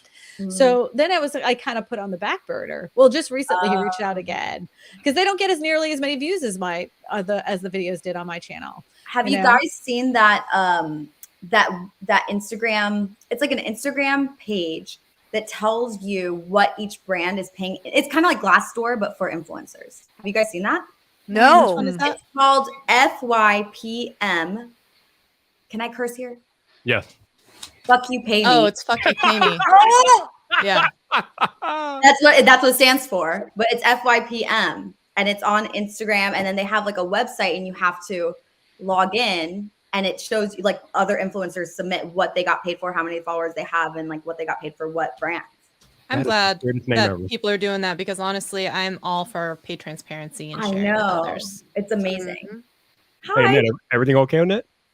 Yes, everything is fine. I just had an emergency with my insulin pump. I changed out I'm a type 1 diabetic, so I changed out my infusion set a few hours ago, and my sugar was like just rising and rising. I guess the needle was misplaced, so I had to put the needle back in. It was like my sugar was like almost at 300, which is really Put the bad. needle on the record. Put the needle on the record. Put the needle on the record. Put the Oh, needle I'm on the good. record. I And just the had drum to- beat goes like this. Had to do it. Sorry. Nothing another shot can take care of.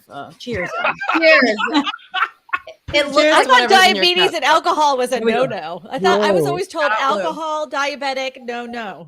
They're like stop signs. no They're sugar like, drink. it's a suggestion. up. Wait, are you not supposed to drink if you're diabetic?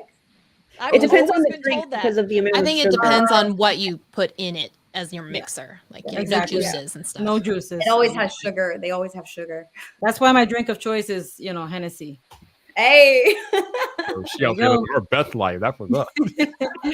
What I'm about good. vodka? That could do it, right? There's no And sugar in vodka. it, You right? can have like vodka seltzer or like vodka, Yep. like tonic. Yep. Maybe tonic. Vodka and Crystal Light. That would work. Anything you have like a without lemonade. carbs is good. So, what did I miss? Did I miss anything exciting? Cookies. Just cookies. No. Just more Cookies. about Oh, cookies. and her live on the air sign. Oh yes, live on the air sign. So I just said this to my husband because I'm going to put that because that goes with my colors. Oh, I like it. There you It's go. on Nice. Amazon. So I'm thinking for my new little tiny house studio, I'll put Yeah. that in the background. There you go. That'd be rad. That is That is- so cute. That is cool. I like that.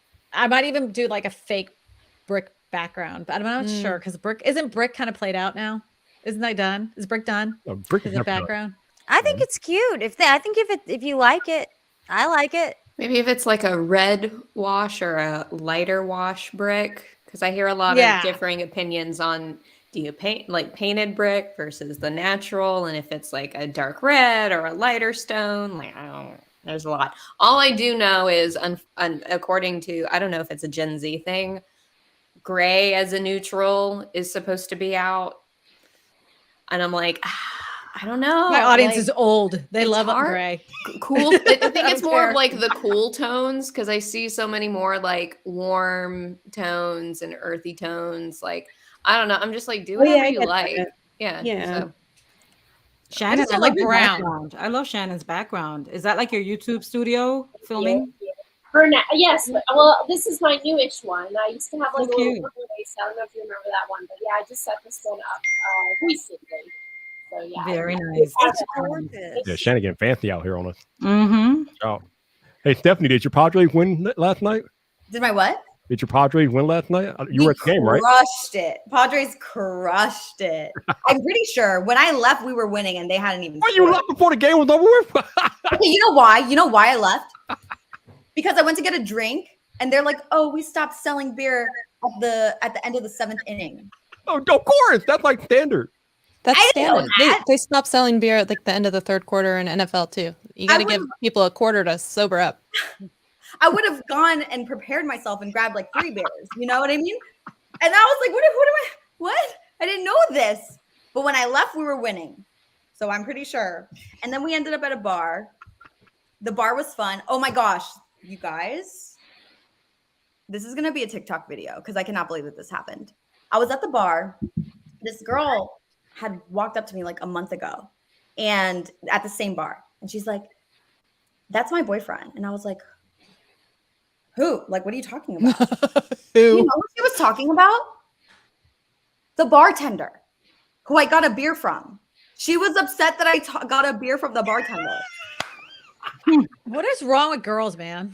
But Oh, yeah, we- I paid him for was his like, job. The That's bartender? his job. Oh my God. And she was there last night. It was, You know what you say? You're like, do you want him to get a tip? well, it's weird because I know him. Shelly personally. I just come do in here, well. knives out. Dude, that is so crazy. It is so crazy. She remembered me from a month ago when I went last night. And I was like, What'd I tell you about talking to my boyfriend? And I'm like, hey, girlfriend, can you tell your boyfriend to get me a margarita? Literally, I'm not even that way yeah. about my husband. I'm like, you want to talk to him? Go ahead, I guess. Please do. I'm done. Yeah, I'm with you. I've talked to him for Like, years. Have whatever. at it. I'm kind of done. It's the same stories. I've been here for 22 years. Wow.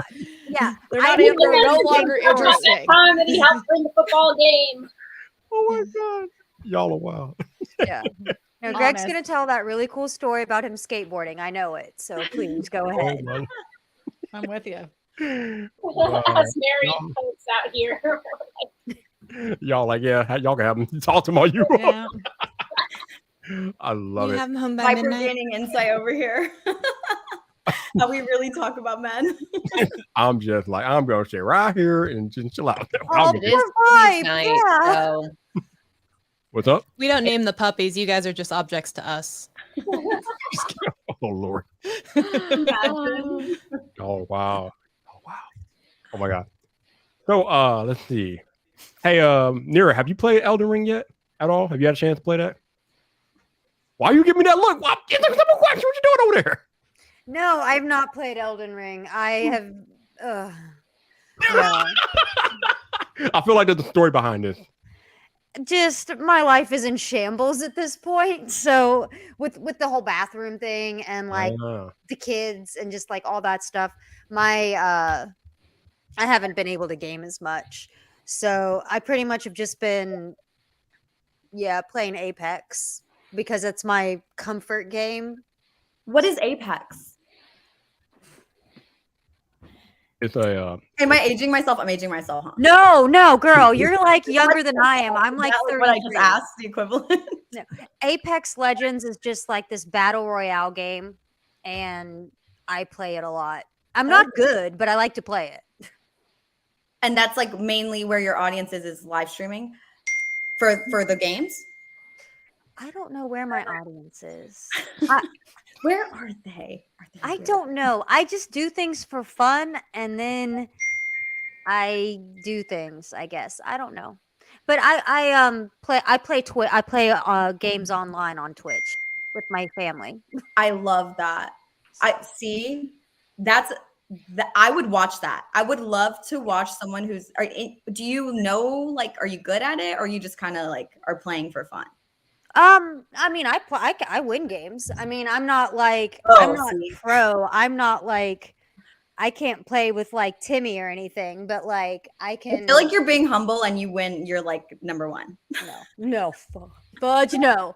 I am basically like I'm a mom that I got into gaming because I'm disabled and I wanted to be able to play with my kids, and I couldn't go out and play with them anymore. So I got into video games, and so then I started streaming me playing video games with my kids and how I bond with them.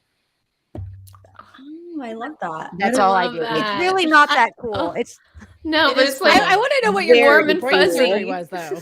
Like, Huh? what's your I think what it's kind of cool. brain surgery you had? Like, not many people could say, I had brain surgery. So, what was it that you had done? Like, how did they discover like anything was wrong with your brain in the first place? Did you have a headache, or I did you had just a fall over?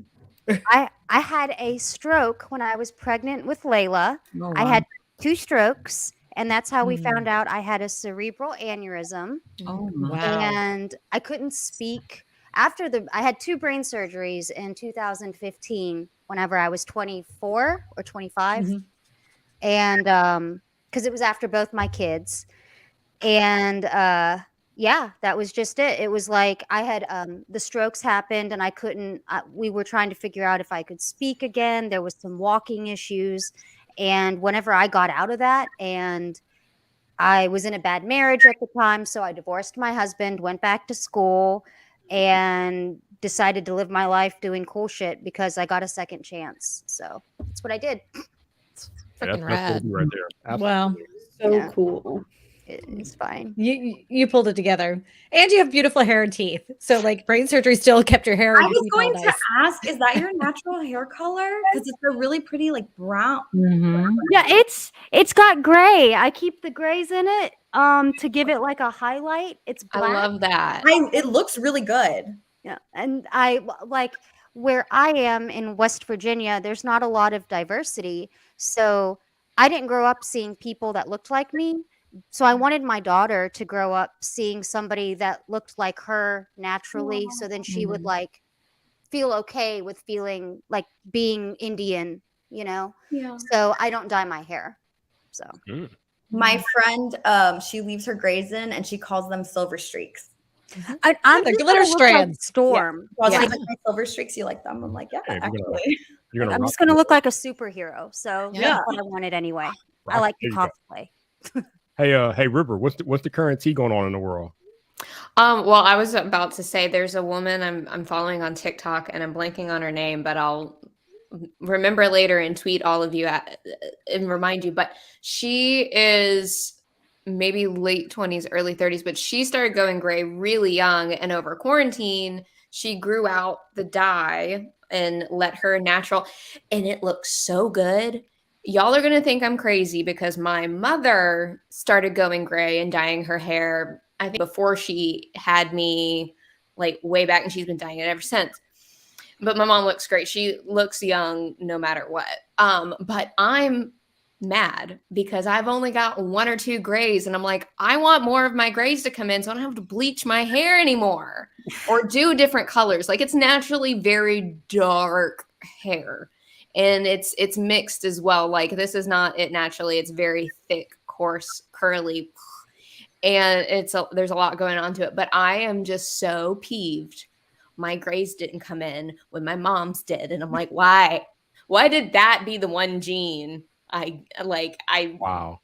worked out weird of that? So I welcome them. I love them. I love that I'm seeing more women like embracing like the grays and the shit, because it's just beautiful. Like, it's just hair pigment. It doesn't matter, and you can do whatever you want with it. So but yeah, I'm just like gray hair envy of this one woman on TikTok, weirdly enough, because it looks amazing how she has I think the pandemic made a lot of women that, because you're not going in the office and you don't have to impress a bunch of people. You're like, Yeah. Like, I saw so many people like shave their heads and Mhm. color it purple. They're like, what does it matter? I mean, what am I I gonna get in learned how trouble to with do my HR?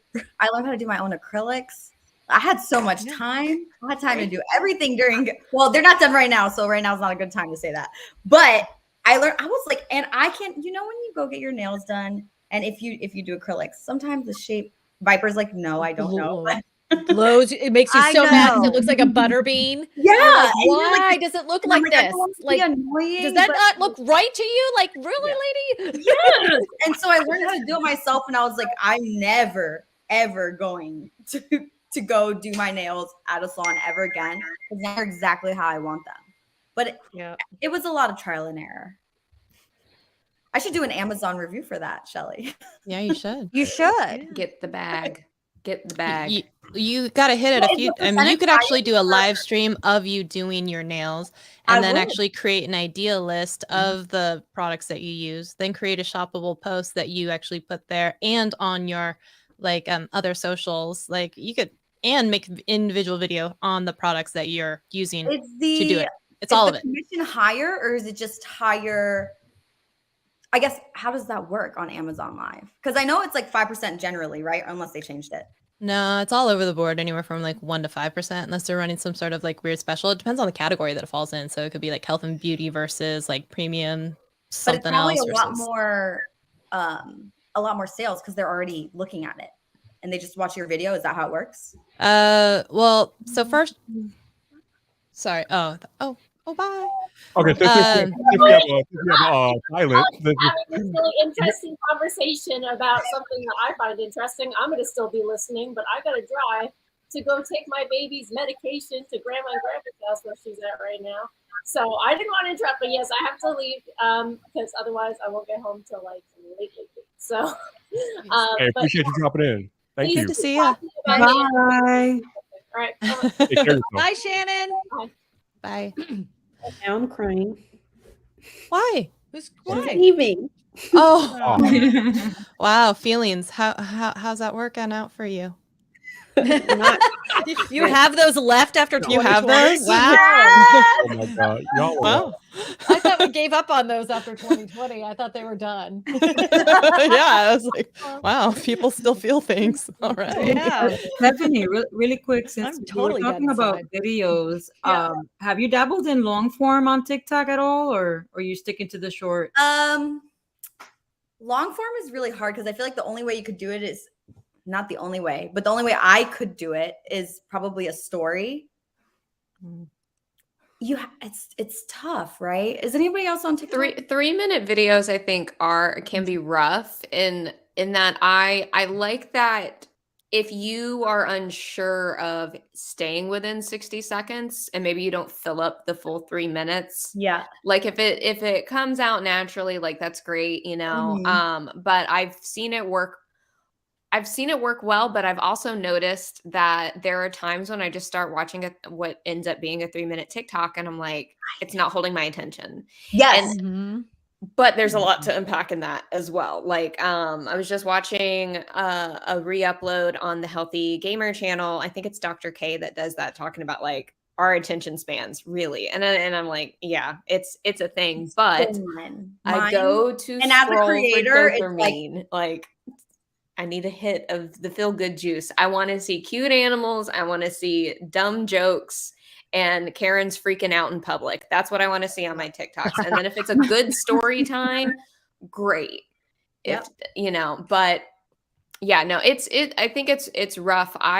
Rough is in like, I don't think there's enough data to figure out like the right way to do a 3 minute TikTok, because TikTok for so long, it's been that 60 seconds and under, and that's where the attention span has been held. And so many people have worked well within that limit that now it's like, it could hurt and help in different ways. So I totally understand like not wanting to try and do a bunch of 3 minute videos. Yeah. I think tough. it could be good. My old you can do it. It's great. Mhm. I just followed you. I recognize your profile picture. I don't know from where. I don't know if it's like Clubhouse me? or someplace else. Yeah. I was like, I know that Clubhouse. profile photo. Yeah, I don't know where. Clubhouse. Okay, that's what I was like. Oh my God, I totally know that photo. Yeah. So, yeah. I just followed you on TikTok because I was like, Oh, okay. Wait, I'll follow you back. I need to It's the learn. Mickey Mouse Clubhouse. I need to learn how to Clubhouse work it. really. It's fun I was telling inside. Viper this yesterday that Clubhouse really. Anyone who I talked to on Clubhouse during that time, we were all like, it was the heart of the pandemic. You guys are like my friends. Like I will never unfollow. I will never it's like this. And I can't, there's people like from even back home. I'm in California now. I moved across the country. I'm from Virginia, actually. Who said they were in West Virginia? Mahatma. Yes. Okay. So I moved across the country and there's people that I don't even have connections to like that. Like I don't feel like that as I did with people on Clubhouse. I was so addicted to that. I was so addicted to that freaking app. so addicted to that freaking app. I don't know if you guys went through that, but it was pretty bad for me. I'm still addicted. Yeah. Yeah, it was good. Really? Is that how you I'm on for more than any of you on Clubhouse. Yeah, Right? you That's were- the you were- Is it Problem, how you- Annie. That's the problem. I know. Shelly tells it like it is. She tells me. She's told me. She's like, get off of Clubhouse. Get off a Clubhouse. Yeah. I know. Is, You know is that how you say your name, Mahatma? Is that how you say it? It's a Mahatma. joke because I'm Indian. Like it's Mahatma Gandhi, but I did Mahat Mama. Oh, okay. Mahatma. Mahatma. Is that right? Yep, Okay. that's it. Okay. Mahat- I was gonna try, man. I'm gonna really try to It's make a this joke right, 'cause because it- I think I'm funny. It's a. You are It's funny. You are It's fun. comedy funny. gold. And you it's know what? Mahat Mama. You also have a built-in excuse anytime someone tries to come for you and says like you're not funny. You're like, dude, I literally have brain damage. I know. That's Yeah. what I, I do. think I'll I'm be doing like, great. Is there something else you'd like to do. say to me as a survivor of a stroke? I'm like, Yeah. Just wait for them to crumble I and be like, deal I'm so with sorry. aphasia. And I'm like, that was funny too. God damn, Shelly. Yeah, and I would like pull up the picture of like when it was like like the raw surgery. Yeah, line like and when stuff. all the shit was in my like. Yeah, I like it would- was like Yeah. blood drawn down And be your like- head. Yeah, totally pull that up. I'm like, hey, I didn't think I was ever gonna walk again, and here I am listening to your dumbass. So Yeah. who's winning at life? Shelly, who's your Yeah. favorite comedian? I Or win. I'm still here. So Shelly. My favorite With a comedian. nice head of hair and some beautiful don't teeth. What do know. you got? I have a family tree that branches. What do you have? Well, Circle. humor is kind of like mine, so I'm like, oh, I'm curious what kind of. Shelly, somebody just asked who I favorite really like comedian is. dark humor, huh? Somebody just asked Shelly who our favorite comedian is. I know. I really don't know. Like way back in the day, I used to listen to like Dane Cook, like Vicious Circle days. So way back, if anyone remembers that, or now it's like Jason Bakes comedy on TikTok. I love him. So he has Derek that came out of COVID / the panini that we've gone through, which is his other like I don't know kid / character that he does. So I think he's Wait, pretty are you funny. talking about American Pie Jason Biggs?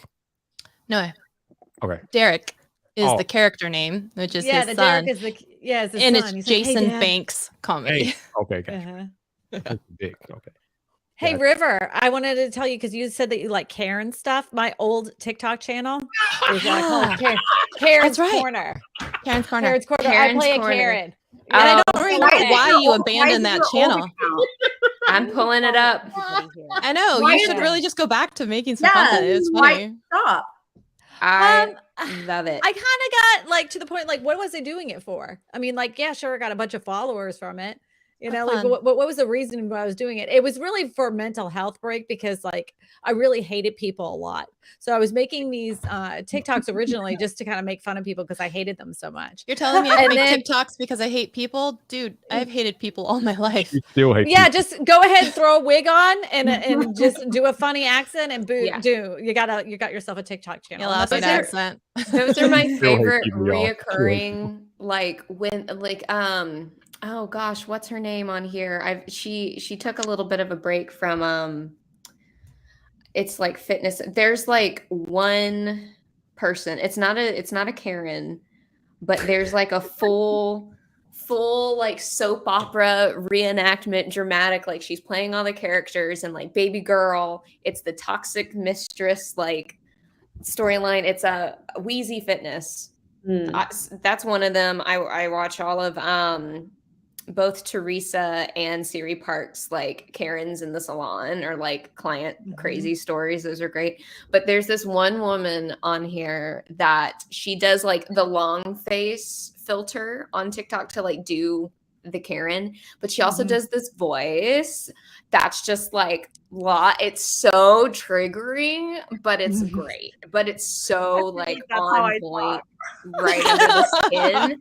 It's so good though. I would love to one day like be on your phone and go through your for you page, because if you were on mine, you would see like puppies, proposals, like it's and like yours is like dogs and Karen's in the cats. wild. And Karen's in the wild. like- I've gotten a lot, and TikTok will sometimes throw like the weird stuff at me. Thankfully, I haven't accidentally been thrown to a side of TikTok that I have no business being on. Yes. But I was very unfortunately forced into Womblands TikTok when that was I got going into on. Womblands. I got into Womblands. I don't know.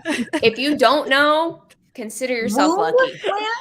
I was in Womblands TikTok. So this girl was Wait, like, it hurts me deep in my womb's lands. But that's what she was saying is in my womb lands. But it Lance. sounded like womb lands. Oh So my people God. kept making like it was so bad that people were It's making like fucking now. like oh yeah. They're making songs like deep in my womb lands. No way. Deep.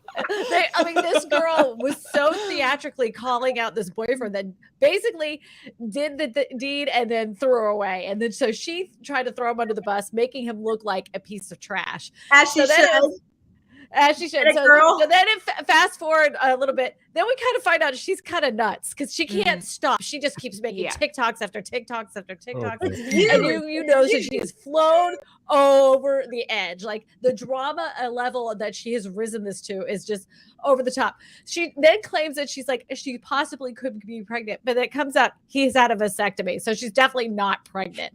You know, like it's Would you so not do the crazy. same? I would milk it. If it was working for me, I would. I have It milked wasn't working for her. She just kept digging her hole deeper, and now she's never been back. That's it. She has dug that hole so deep she cannot see the sunlight any longer. She went back to Instagram, and that's it. We have not seen her since. But he tried to come back recently. He's like, Yeah, since Modern the whole Warrior. yeah, since the whole Womblands incident, he wrote this little thing. And he's like lounging back. He's like, you can follow and find out everything over here on Instagram. So he's even like knows that he ain't coming back to TikTok. Oh, You know, he's got to recreate himself over there on Instagram and Have you guys posted snowball a bunch on of new women. Facebook? Because I feel like TikTok comments are so harsh, but Facebook is so much worse. Facebook is a my grandma. cesspool wasteland. I Yes.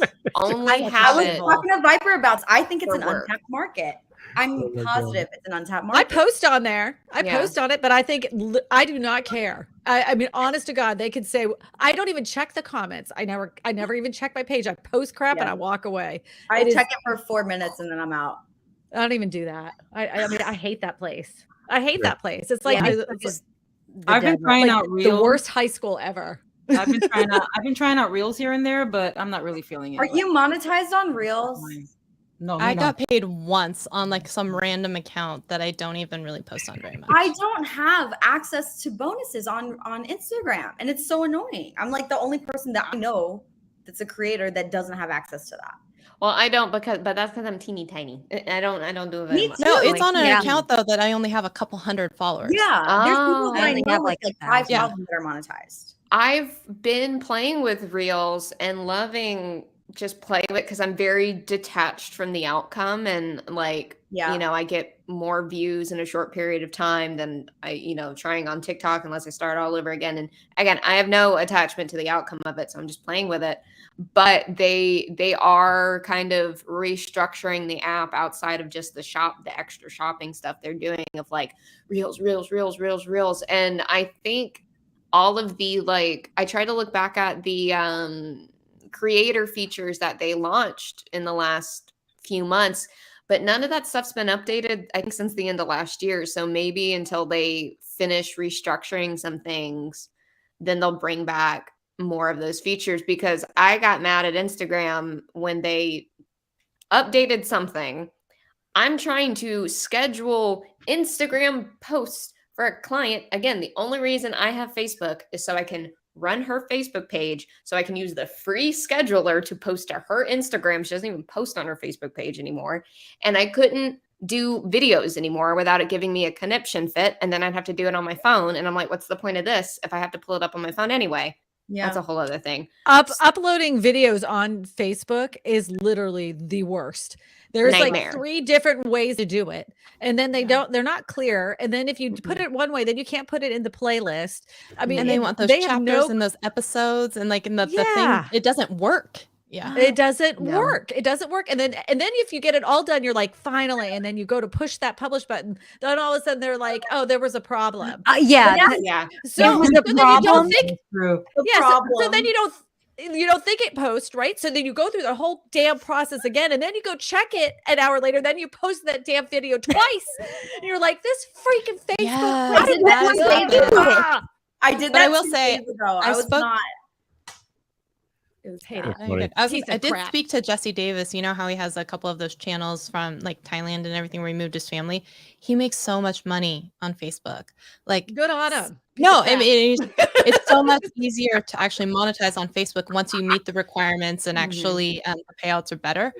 I know that he pumps like a ton of money into like the advertising and whatnot, but he makes so much of it back versus what he makes on YouTube. And I remember like sitting down with him at Vid Summit, we were having a chat, and he was just like, "No, like Facebook, man, Facebook." And Peter Hollins was kind of the same, like Facebook. Yeah, I same. know. Yeah, I and hear if that you from can bigger, do it. bigger That's what I am brands. doing. I hear that from bigger creators that like there's somebody I know that he does like animation type content, infographic type animation, and he has Facebook. He's like, that's a bank, man. I'm like, yeah, but I mean, you have to put out a lot of stuff. So like Yeah. he does the short forms of his long form videos, and he keeps putting that stuff out, but he makes good money on it. Yeah. Hey, My Ramiro. friend made. Okay, I shouldn't probably say actually. She made so much money on Facebook last month, and I was like, "Oh my!" Like, okay, I can't even say, but it made me be like, "Okay, I need to take Facebook seriously," Yeah. because she made so much money. Was So it over $100,000 in a month? In a month, no. He isn't the cap 35. Okay, 35,000. 35. it's 35, I think, on Facebook. No idea. I think now they changed it to 1,200 though. Recently. Mine's still, knock on wood, Really? 35. $3,500. That's all you can make on Facebook. No, Or it's 35,000. 35,000 per month. And that's all you can make on Facebook in a month. On Reels. You make it sound like Unreal. it's nothing. That's a lot of money. I know, That's shit. a That's lot. like for me, like, damn, girl. No. Not the monetized playback of the regular thing. I think just the, I'm just talking about Reels. I actually don't know Oh, how. okay. Okay. yeah, because I know like I think Jesse and team they make like 6 figures per month because they're making That's like, gonna a say couple Wait, million on what? On what? Like video? on actual videos. full like video. Yeah. Yeah, full videos, Shut up. 10-minute videos. Oh, that's where it's at. Buy every other platform. I'm going to Facebook. All right, I got YouTube is questions. very Oh, profitable. hey, I don't know what you're talking about. I got YouTube does questions. well. First off, Romina, what are you Did you drinking say over YouTube tonight? does that? What are you drinking, Yeah. Romina? Me? Romina, what are you drinking? Romina? It's got to be tea, right? It's always Yeah. tea. Yeah, I'm drinking tea. Drinking It's tea, called okay. Insomniac Stream. It's called the what? Insomniac Stream. That's the name of the tea, really. Interesting. Okay. Secondly, how's your Star Trek journey going? Did you finish that, or are you still doing that? You finish No, your I'm all spreadsheet. caught up. You what? Yeah, all caught up. Oh, you're done? It's complete? Yeah. Damn. I ended up since then I binged watched Downton Abbey. And yeah, I'm like and Orville. Yeah, I'm like on a whole other, I'm like somewhere else. When did you finish it? I guess maybe it's been like 2 months, maybe 3 months. Damn. Okay. Yeah. So how long did it take you to watch every single piece of Star Wars content out there? How long did it take? I started in December of 2017. Wow. Yeah, so I Oh. started in December of 2017 and I watched a little bit of content every single day. So it took you almost, what, 4.5 years, maybe something like that? Sounds like, damn. Yeah. Yeah, it I took feel a like few you could years. start a podcast where if you already have the spreadsheet, you could just do a recap of things you liked or didn't like about each episode as you go through the series. I thought about actually starting a podcast once about just going through all the episodes of Friends just for funsies, but Mhm. I was like, I don't have time. for that, I'll but- join you for that because why not? Oh my God. I love Friends. I love Friends because Okay. my mom would watch it all the time, and then Yeah. I watched it all the time. I would watch and- the extended versions. Like I was that girl. Like I had the extended version, like DVD ones, and I would know like if it was on like TV or whatnot. I'm like, there's another line there. They missed it. They cut it. You know, like I would be like, I know it's missing. Has anyone started a podcast besides Viper? Or I have a podcast. experience? You have a podcast? Yep. Is it tough? No. Or do you do it by yourself? Yes. See, I couldn't because I'm not entertaining by myself. I need someone to talk to. I wish I could. Then do interviews or whatever else. And in fact, it's even easier now because I host for Anchor, and Anchor is now integrated into a video beta with podcast with Spotify. Yep. So now I just take my show, my live stream that I do every weekend or every Thursday, and I just upload that now to Anchor, and it will put it out audio or slash audio and video on podcast for Spotify. Hey, Nero, I appreciate you making the time tonight. I know you got to go, so thank you. You're muted. No. Oh, yeah, we can't hear you. We can't hear you. Are we gonna just pretend? What do you think she's saying? There you are. Now you're Oh, muted. there. I'm sorry. I'm an idiot. Thank you for having me, and please be my friend. I am. Well, I followed you on Twitter. Very lonely and weird. So Yeah, we're friends now. Oh, we're already friends then. We're friends now. You just get a whole bunch of friends tonight. You're good. You're not getting rid of Cry us.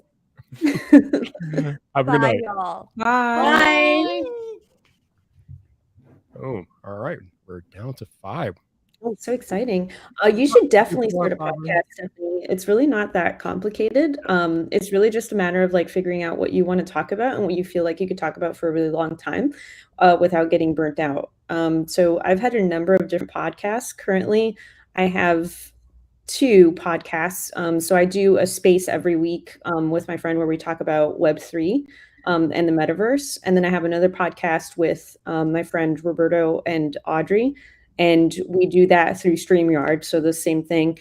We just do that every Thursday night. Yeah, the Thursday night podcast is kind of crazy. Yeah. So it just depends on like what you want to do. Cause like if you just do like streaming and then you just like strip the audio and then use that, you could do that. But if you want something that's a little bit more produced, you could also do it shorter. Like there's really no rules for podcasts. Like people like, I think there's like this misconception that podcasts have to be like 45 minutes or an hour long or like 3 hours long. And really like I've seen podcasts from people who they either don't have a lot of time or don't have like a lot of content to talk about or don't want to do like the regular interview stuff. And so they just have like 15 or 20-minute episodes. Yep. And it's just them talking by themselves. Like Sorella Moore, she has a podcast where like she just talks. And it just kind of feels like talking to a friend, like on the phone, like catching up for like 15 minutes. That's how I feel after my live streams. I feel like I got like a therapeutic something. Yeah. I think if you have something to talk about, then that's entertaining, you know? And it's really like, don't feel like you have to fill up a certain amount of time. Like you just talk and then once you're done, then you're done. I feel that. Yeah, don't overthink it. Just start doing it. Yeah. You're right. You're actually right because that's how everything. Don't overthink it. Just start doing it. That's how it all starts. Every platform, just do it. I don't care if it's bad. Just post it. I would say the one thing about podcasting is like editing them, but I mean, once you get your cadence and everything now, it gets a little easier to edit it, or you can just have somebody edit it for you. So I never found that to be one thing. I'll say I don't use an audio editing program. I actually would end up editing them in like Final Cut Pro because of like double speed playback. I want to be able to play back twice as fast. And then I, at the end, I just make sure when I export it, it was just audio only if you're going to do it there. Yep. Because I tried to do it in GarageBand and I was just like, oh, I don't like this. And so, yeah, I just do whatever works for you. Yeah. GarageBand is not very good for podcasts. You'd have to use like Audition or something like that. But because you can do like with actual proper like audio engineering software, you can actually do like the 2 times speed as well. But yeah, I mean like stuff like Final Cut is perfectly fine. And then the thing is too that like I also had this other podcast that I did for a few years with my other friends where we talked about like film and like pop culture and stuff like that. They're filmmakers as well. And for that, like we had a structure that we came up with. And so we had like a Google Doc where we each had like a script of like our intro and outro that we would like say every time. So it would be different every time and not like be pre-recorded, but we would have the thing. And so it was like a format with like fill in the blanks. So like we didn't have to think about it. So it made the editing easier because like we would edit like in quotes as we were recording. So if one of us like messed up or something like that, we would be like, hold on, and then like repeat the thing and like kind of edit ourselves, right? Have you played around with Descript at all? No, I'm like loving it so far.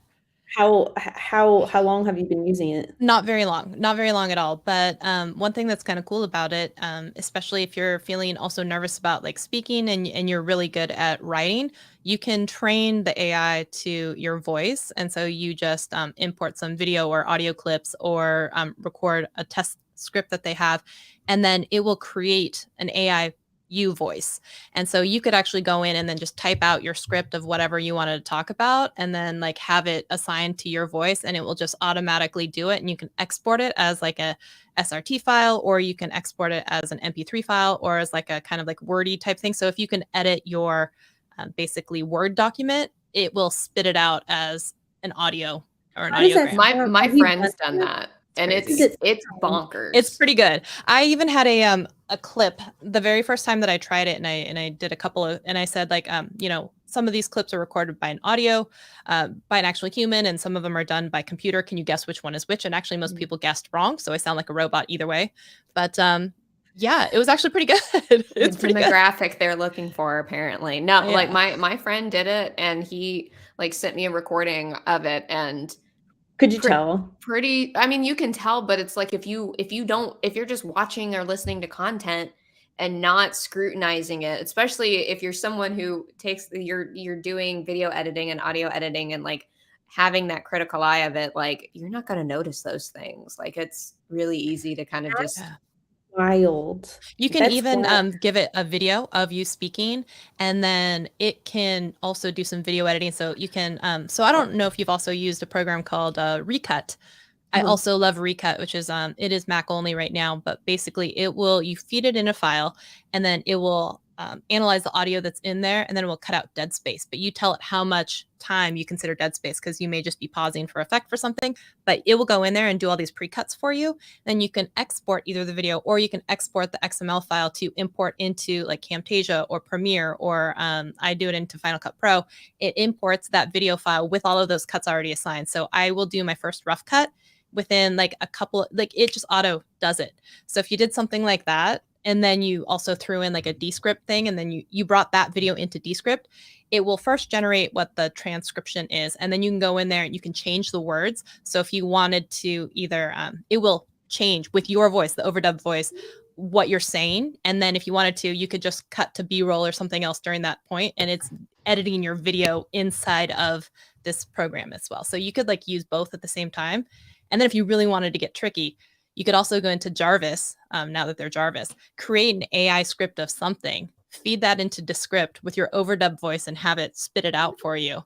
And then like like you could pretty much be fully automated and like just be tossing out content all over the place. I don't know how I feel about like training an AI to sound like me.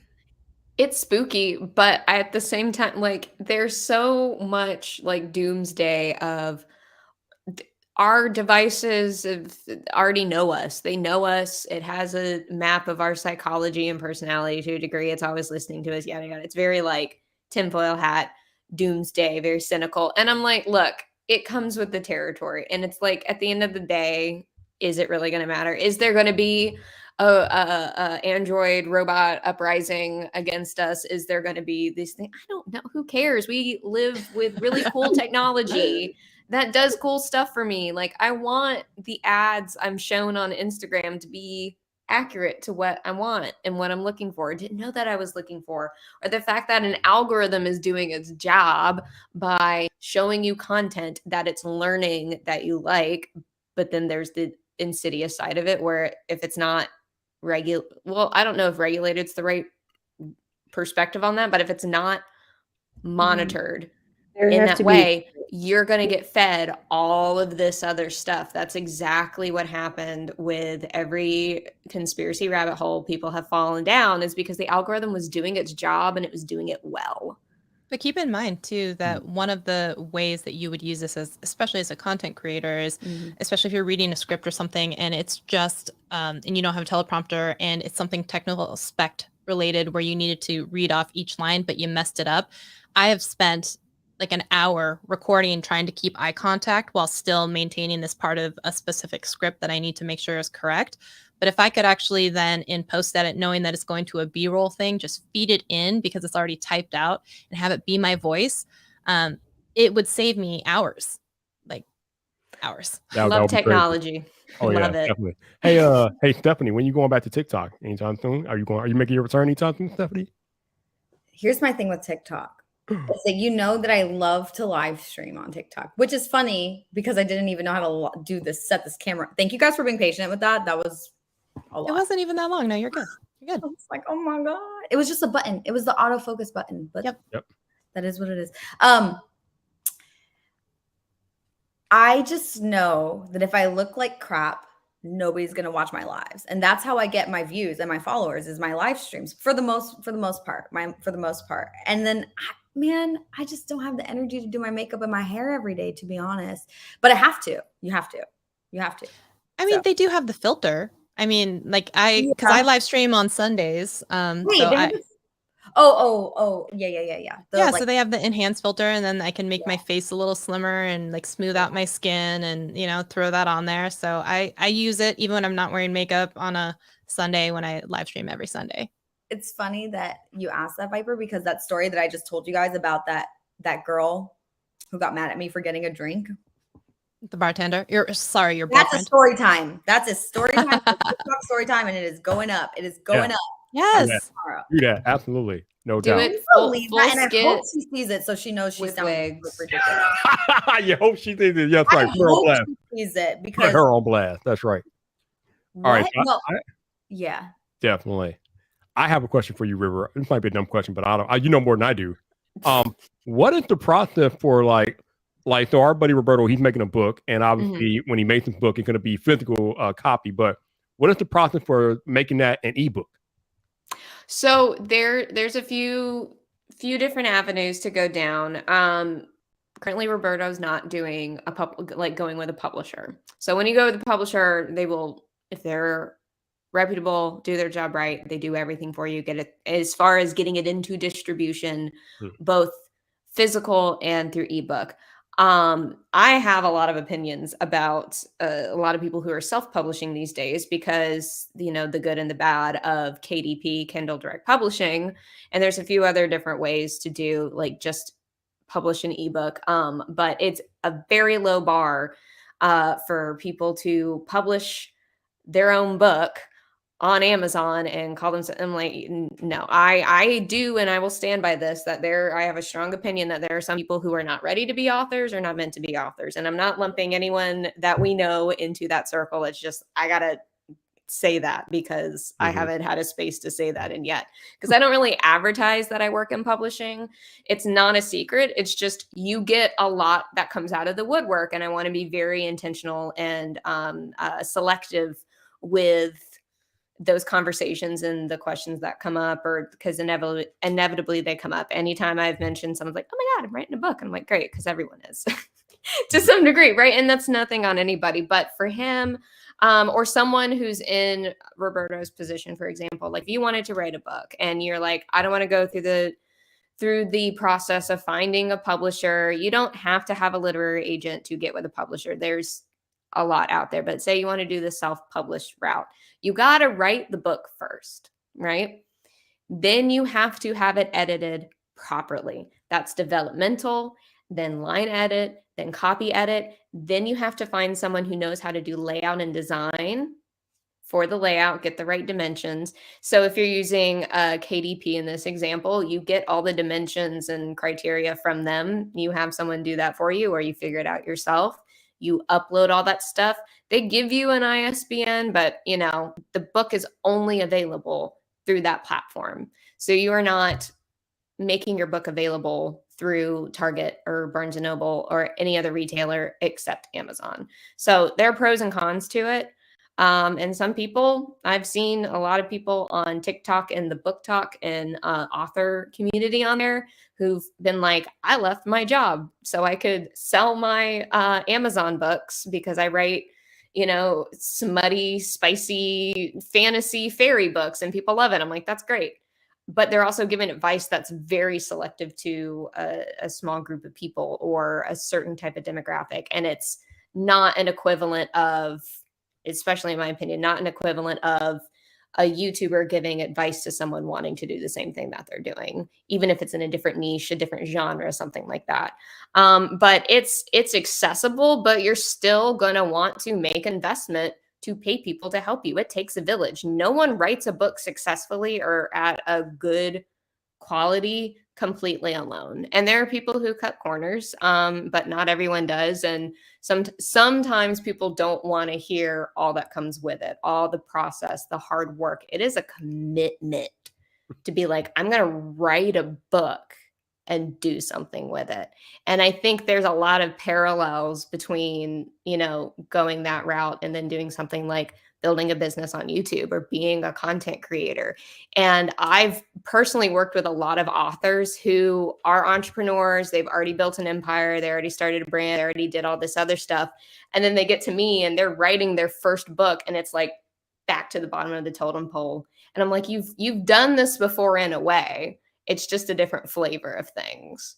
And it helps to have someone like with you to kind of guide you through that and be like, you're not crazy. And also take 10 steps back from this ledge over here, like calm down. So I love it. I love working with authors and creatives. It's fun. I do a lot of hand holding, a lot of hand holding, a lot of come to Jesus talks. It's great. I love how you compare it to being a YouTube creator, because that's the way you were describing it. That's where really it sounds like you have to have that commitment to have to get to successful book. So it's huge commitment, and I take it seriously, and I will only work with people who also take it seriously. And you and I both know Roberto, when he does something, he takes it very seriously. Like this is life or death in the best way, and I love that about him. Romina, we got Hollywood people using filter tea. What is this? Yeah. What? Who's doing it? Who are they? Oh, I don't know. Just everybody's using filters and stuff. It's like special, it's like they did in like Star Wars. It's a thing now. It's just, people get de-aged and like aged more, and like they're doing it digitally now, like on top of actually having makeup, like actually like having prosthetics, they will also do the digital stuff. It's like everywhere. I don't know. It's like a thing now. It's just like doing special effects. I mean, I knew about special effects, but I didn't really think they were using like actual filters, like people use on TikTok and all. I wouldn't call it filters, but I would say that it's just like digitally either like de-aging or putting makeup on somebody, like changing the way that they look. There was something a while ago, and I could not tell you this person from anybody else, but there was a few creators on TikTok being like, this one person, look at these photos. They look vaguely, questionably, maybe underage in these photos. This is the actual person who's 40, but promoting and creating the content in a way that's like super problematic, and how they were making themselves look more youthful in a particular way. So it's a thing. It's uncomfy. It's like, there's this guy who does the deep fakes of Tom Cruise. They give me the on TikTok, and the process that they go through in order to create each one of those videos is pretty lengthy. On top of the fact that the actor, the impersonator, already kind of has the essence of Tom Cruise, like he has physical attributes that lend themselves towards being a Tom Cruise doppelganger, but they are enhanced by having the deep fake. But it is a process of like a lot of visual effects that are being applied to his face, like frame by frame, and making sure that everything is like perfect. And that's why it looks so good. But on top of that, like, he brings in the acting. He's got the acting chops in order to bring in the personality as well, that sells it so that it's not just a filter, Right. Interesting. Yeah. Interesting things going on. Hey, Stephanie, you still partying over there? Or are they still partying over there? It's getting loud. It's getting loud. I don't even know if there must be a game because the lot's full. Yes. I don't hear anything.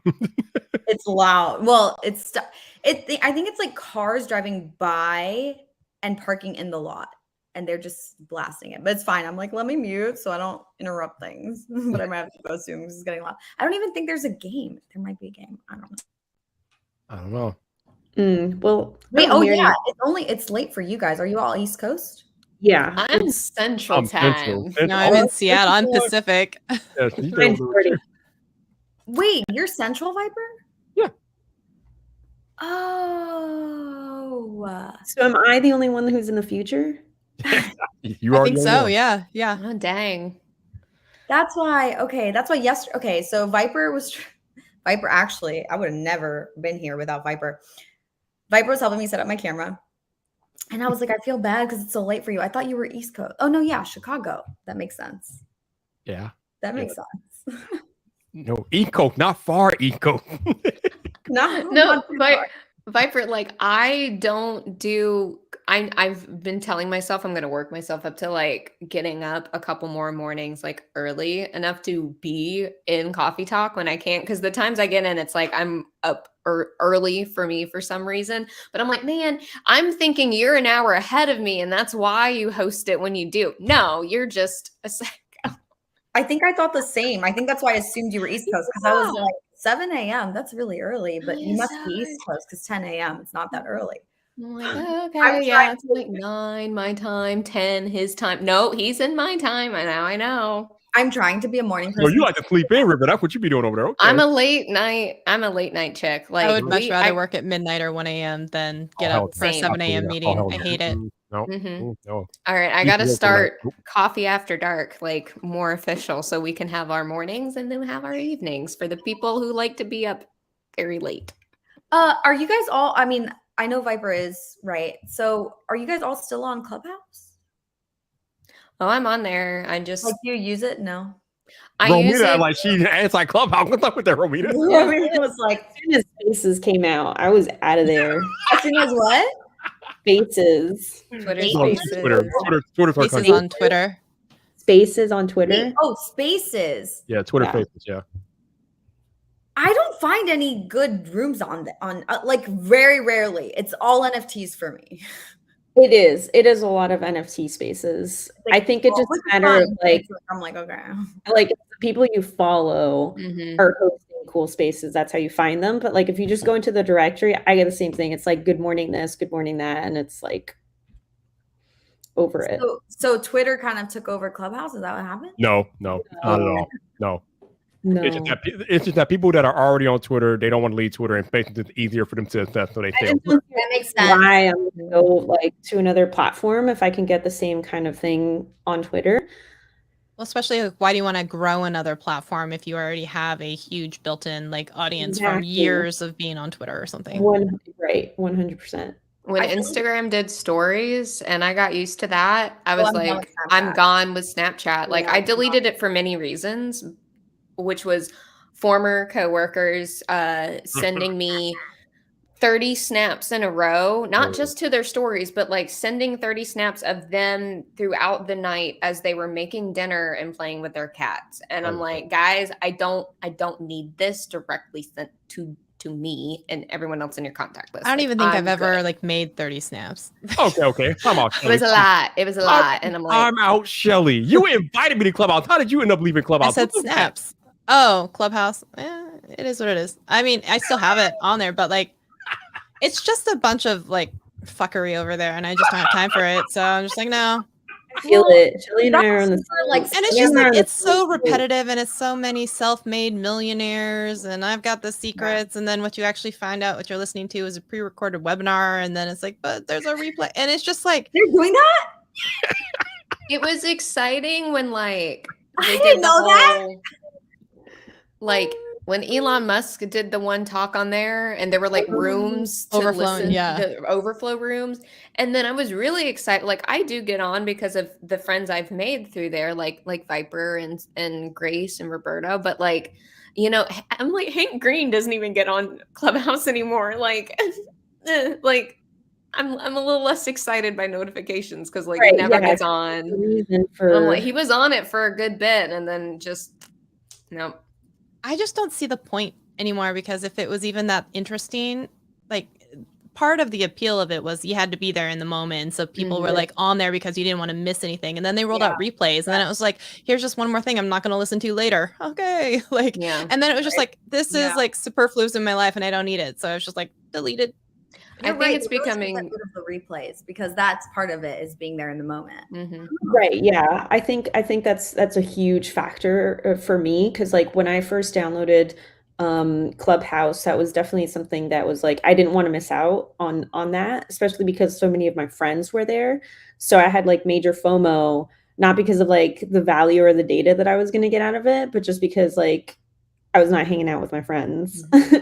And then like the whole replay thing was like a huge thing for me because surprisingly, like I think I've been a part of and hosted more podcasts than I have subscribed to.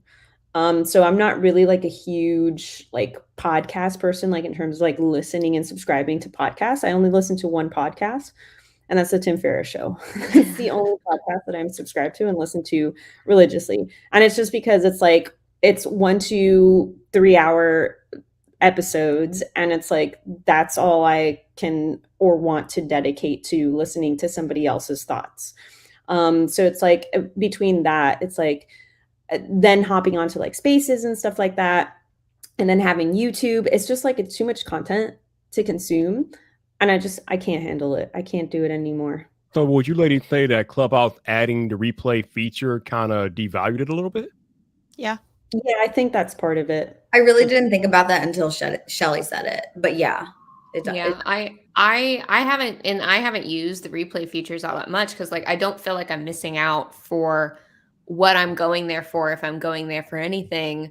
And I mean, like I remember waiting with bated breath to get an invitation to even join Clubhouse. You know, like there was a lot of hype around it and the exclusivity, and it's like, oh, it's this cool select club because it's in beta or it's doing all this rollout, whatever. And then like now what's funny, the thought that came to mind is it being prophetic in the other way of like, now I feel like the point of going there would be just to hang out with your friends in something that's a little bit more intimate than Twitter. Because I think Twitter Spaces, like I think it makes sense for the app. Great, cool. I've used it a few times, listened into some rooms, like especially when Viper had Dr. Mike on, that was like really dope.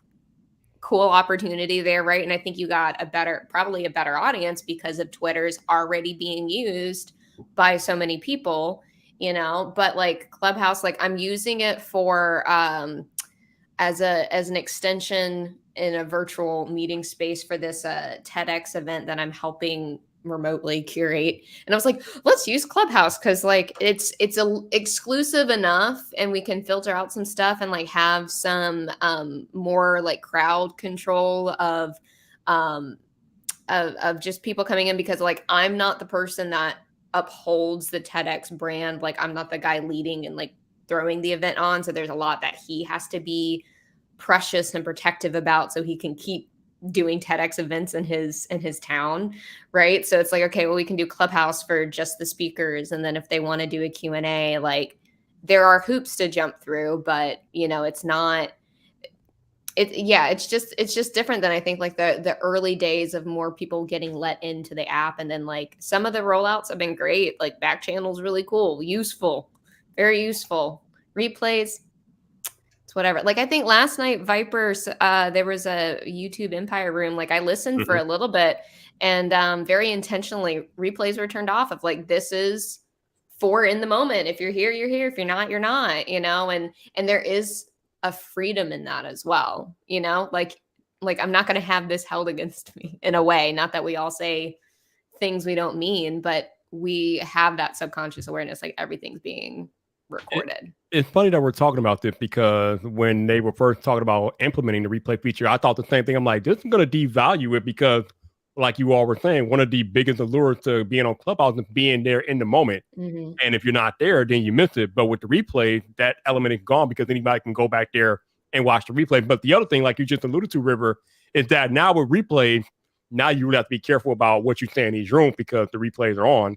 And if you slip up or say something crazy, then somebody can end up using it against you. Although I told people from jump, don't ever think these rooms are private anyway before replay. No, because people can record. You have no idea with what people are saying. Like, I know there's going to come a day where I'm going to say something fucked up on the internet and it's going to be held against me, or I'm not going to stand by it, or it's just going to be a dick move and I'm going to have to deal with the outcome of that, whatever that may be. It's inevitable because I'm human and we're all human. But there's another point about Clubhouse I really wanted to make. My brain, it was right there. Never mind. If it comes back, I'll get very excited and jump around in my seat. How about that? It's all good. It's all good. But the thing that kind of killed me is that how everybody runs around on social media and says Clubhouse is dead. Clubhouse is not dead. Just because you're not using it does not mean it's dead. Oh, I remember. Go ahead.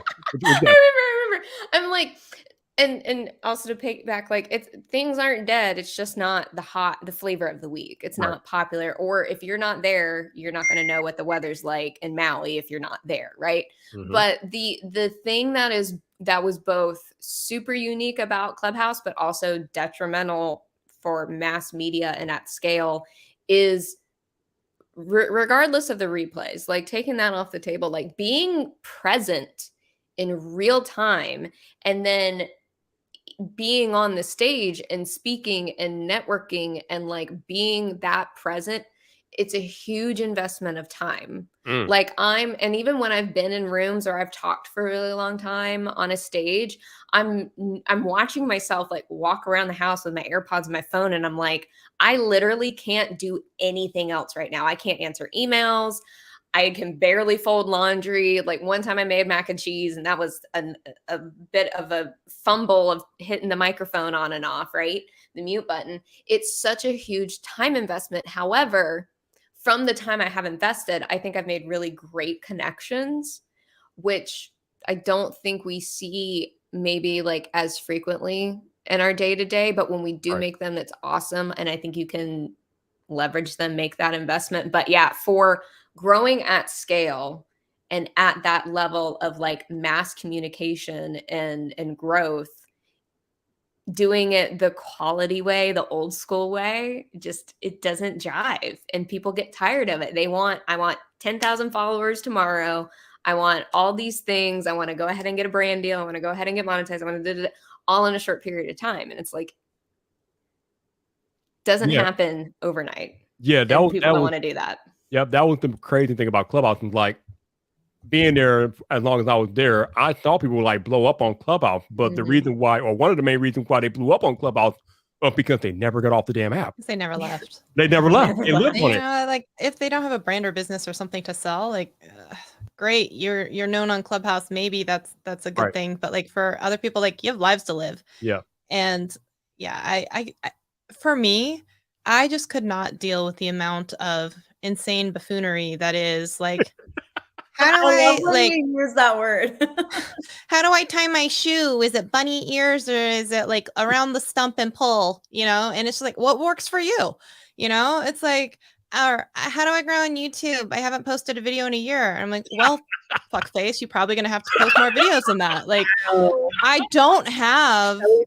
Oh my God. I don't have the emotional stability in me to be so patient and kind to answer the same question 50 times over, let alone 100 times over, let alone 150 times. So if you want to be in there and you want to answer that question 50 times and you don't care and it's fine, then you can find as much success as you want to have on there. But for me, I'm just like, I don't have time, even in the same room for 5 hours when people come in and ask the question that was asked in hour 4, in hour 3, in hour 2. And that's just like, I don't want to do this. I want to record it once and then say, like, point to it and be like, this is the answer. Like, I don't need to record it 50 more times. I don't need to stay in this room for 5 more hours. This is still the answer. This is still my answer. I'm in Clubhouse Shelly. Clubhouse Shelly was awesome. I didn't have, it's just all fuckery and I just don't have time for it. I can't. I just don't have time for the fuckery. That's what it came down to for me. It's just like, I can't. And not only that, but like, bless her heart, like Annie, she'd come every week for 5 hours. And I'm like, you know what you could have done with 5 hours? You know what you could have done is be here for half an hour and then go make 4.5 hours worth of content. Like, and that was my problem every week when she came into the room to be like, how do I grow on YouTube? Well, you publish a video and then you do it again. And then it was like, my answer has not changed from last week, but your answer has not changed either with how do I grow on YouTube And I say, do you have any videos yet? No. Then why do you keep coming back here and asking the same question? I don't have time for it. I just can't. And that's why I can't do Clubhouse. That's the truth of it. That makes sense. There's definitely not many. There's not. I don't know if there's many YouTube rooms as it was like when it was hot last year. But I mean, there's still some on there. But yeah, definitely not like there were in the past. But yeah, I kind of felt like you about that, Shelly. When you're in a room and you're in the room for like 3 to 4 hours, and you end up answering the same question over and over, or like you said, I remember this one dude. I was in a room talking about YouTube, and he came up and asked a question, and then the very next week I was in another YouTube room.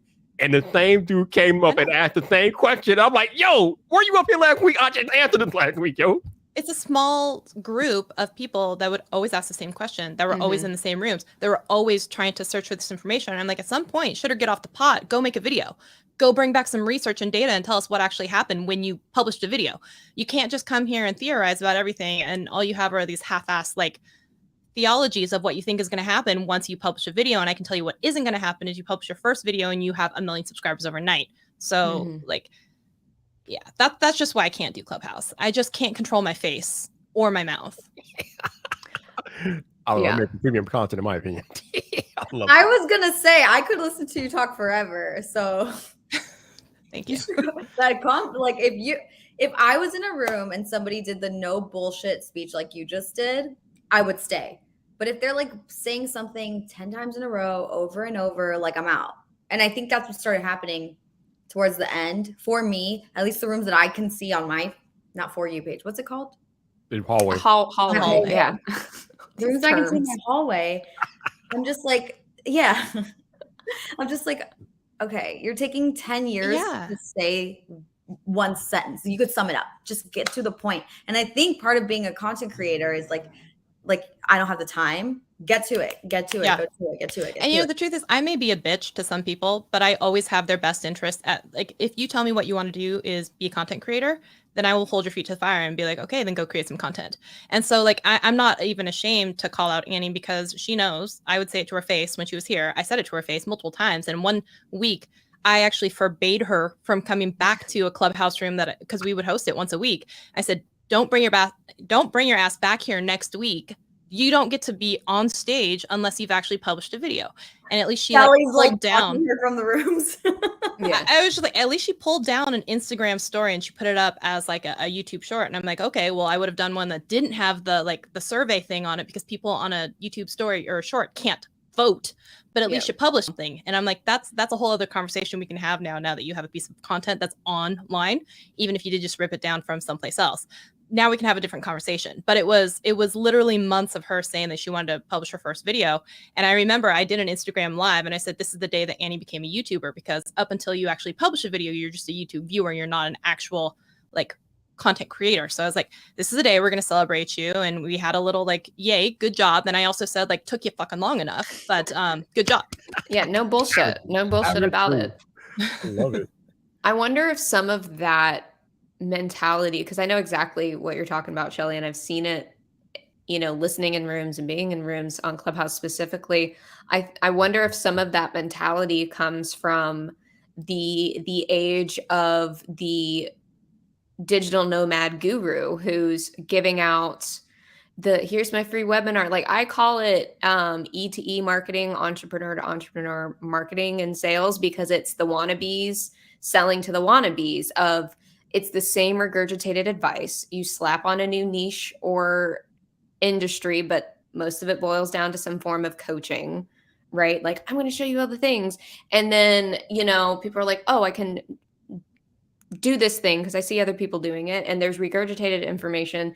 And then like there's this expectation, I think, set out because there was such an influx of that kind of, you know, content marketing and businesses being built on the business of selling you on the idea of becoming your own entrepreneur, which I'm sick of people using that word in general. Like, no offense to anyone who calls himself an entrepreneur. It's just been played out hand in hand with like MLMs and network marketing. I was a part of one and thankfully was so shitty at it that I will hold the cup of Kool-Aid, but I will not drink it. Like, that's my mentality. I don't do group participation very well.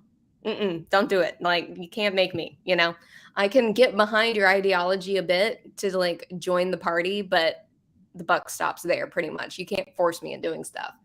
And but then you have something like Clubhouse. Like I was just talking about, like I was excited that Hank Green was on Clubhouse in general. And I was in a room with him once and made a slight annoying ass of myself because I got nervous because I was able to ask a question. And this person who I am a fan of, but I know is also a human who's just been making things on the internet and writing books and like doing all this stuff, you know, like I understand and very well aware of like that parasocial dynamic right there. But like, there's also this level of like accessible intimacy in that, because it's only been, oh, maybe they'll respond to my comment, maybe they'll respond to my DM, maybe they'll see the tweet or video I made about them. But then you have some people coming on this space where you can listen to them and maybe even get a chance to ask them questions, and then they're just asking stupid shit All the time. Yeah. All the time. Man, this is a Wendy's. The Wendy's. That's one way to describe it. Oh my God. Oh, Wendy's. You summed it up so much better than me. This is why I can't do it. Like I have a not nice mouth, and I don't mean like the fuckery that I throw out with the F-bombs. I mean, like I just can't coddle someone very well, and unfortunately a lot of people will, because it's how people will open up their wallets.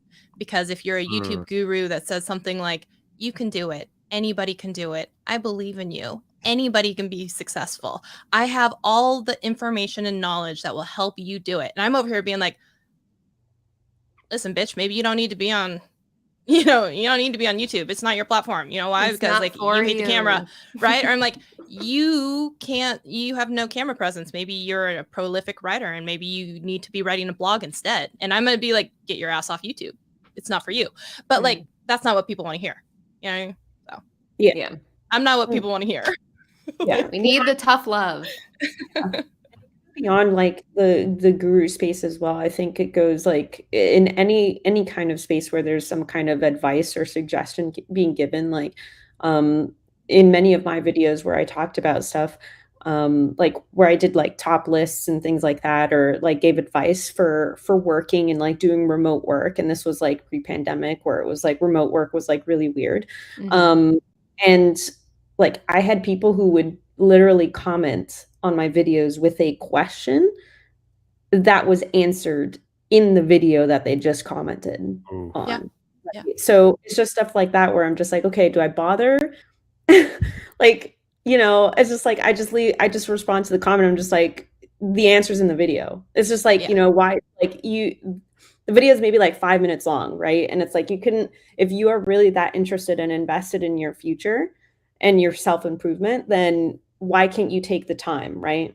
Yeah. They just want it spoon-fed to them, and then to be coddled, and then to be like, oh, I'm the exception, not the rule. I'm like, no, sweetie, you're the rule. We're all the rule. Just get with it. And it's like, especially like, oh, I did, you know, that's a great question. And in fact, it's at 2 minutes and 45 seconds in this video. Watch it again. Yeah. That sounds like just what I was talking about before you that sounds like just what I was talking about before all y'all got here in the stream tonight. I was talking about how people they want shortcuts, and I'm like, there are no shortcuts. You either do the work or watch other people do it and pass you up. I mean, that's it.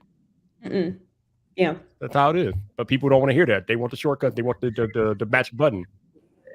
Shark Tech is saying there's a right way and tough love and a wrong way. I am apparently the wrong way.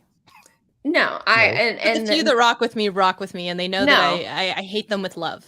You're not, but that's the thing. It's like, Shelly, you're not being an asshole about like being real about it. If someone's not jiving with it, then like again, they're not ready to hear it. Like, or like, and that's why I say, like, when you're ready to go get fit and get a trainer, you have the boot camp fitness guy, you've got the ballerina trainer guy, you've got the Orange Theory Fitness and Fitness Marshal on the Peloton bike telling you that you're fabulous. And I'm just the boot camp, you know, drill sergeant asshole guy. And it's okay. But if you need Fitness Marshal, you know, on the Peloton bike, then you need to know that, and you need to find a coach that actually is that. You can't be mad at me for being, you know, the asshole boot camp guy. But if that's what you want, then that's what you get. But if you want Fitness Marshal, you need to go find Fitness Marshal.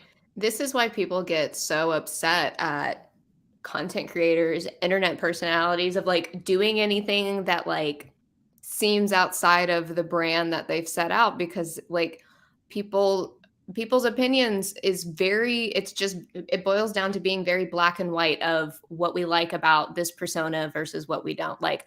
Oh, I don't agree with your tone of voice, therefore I don't like anything you have to say, even though you are 100% correct, like correct objectively, right?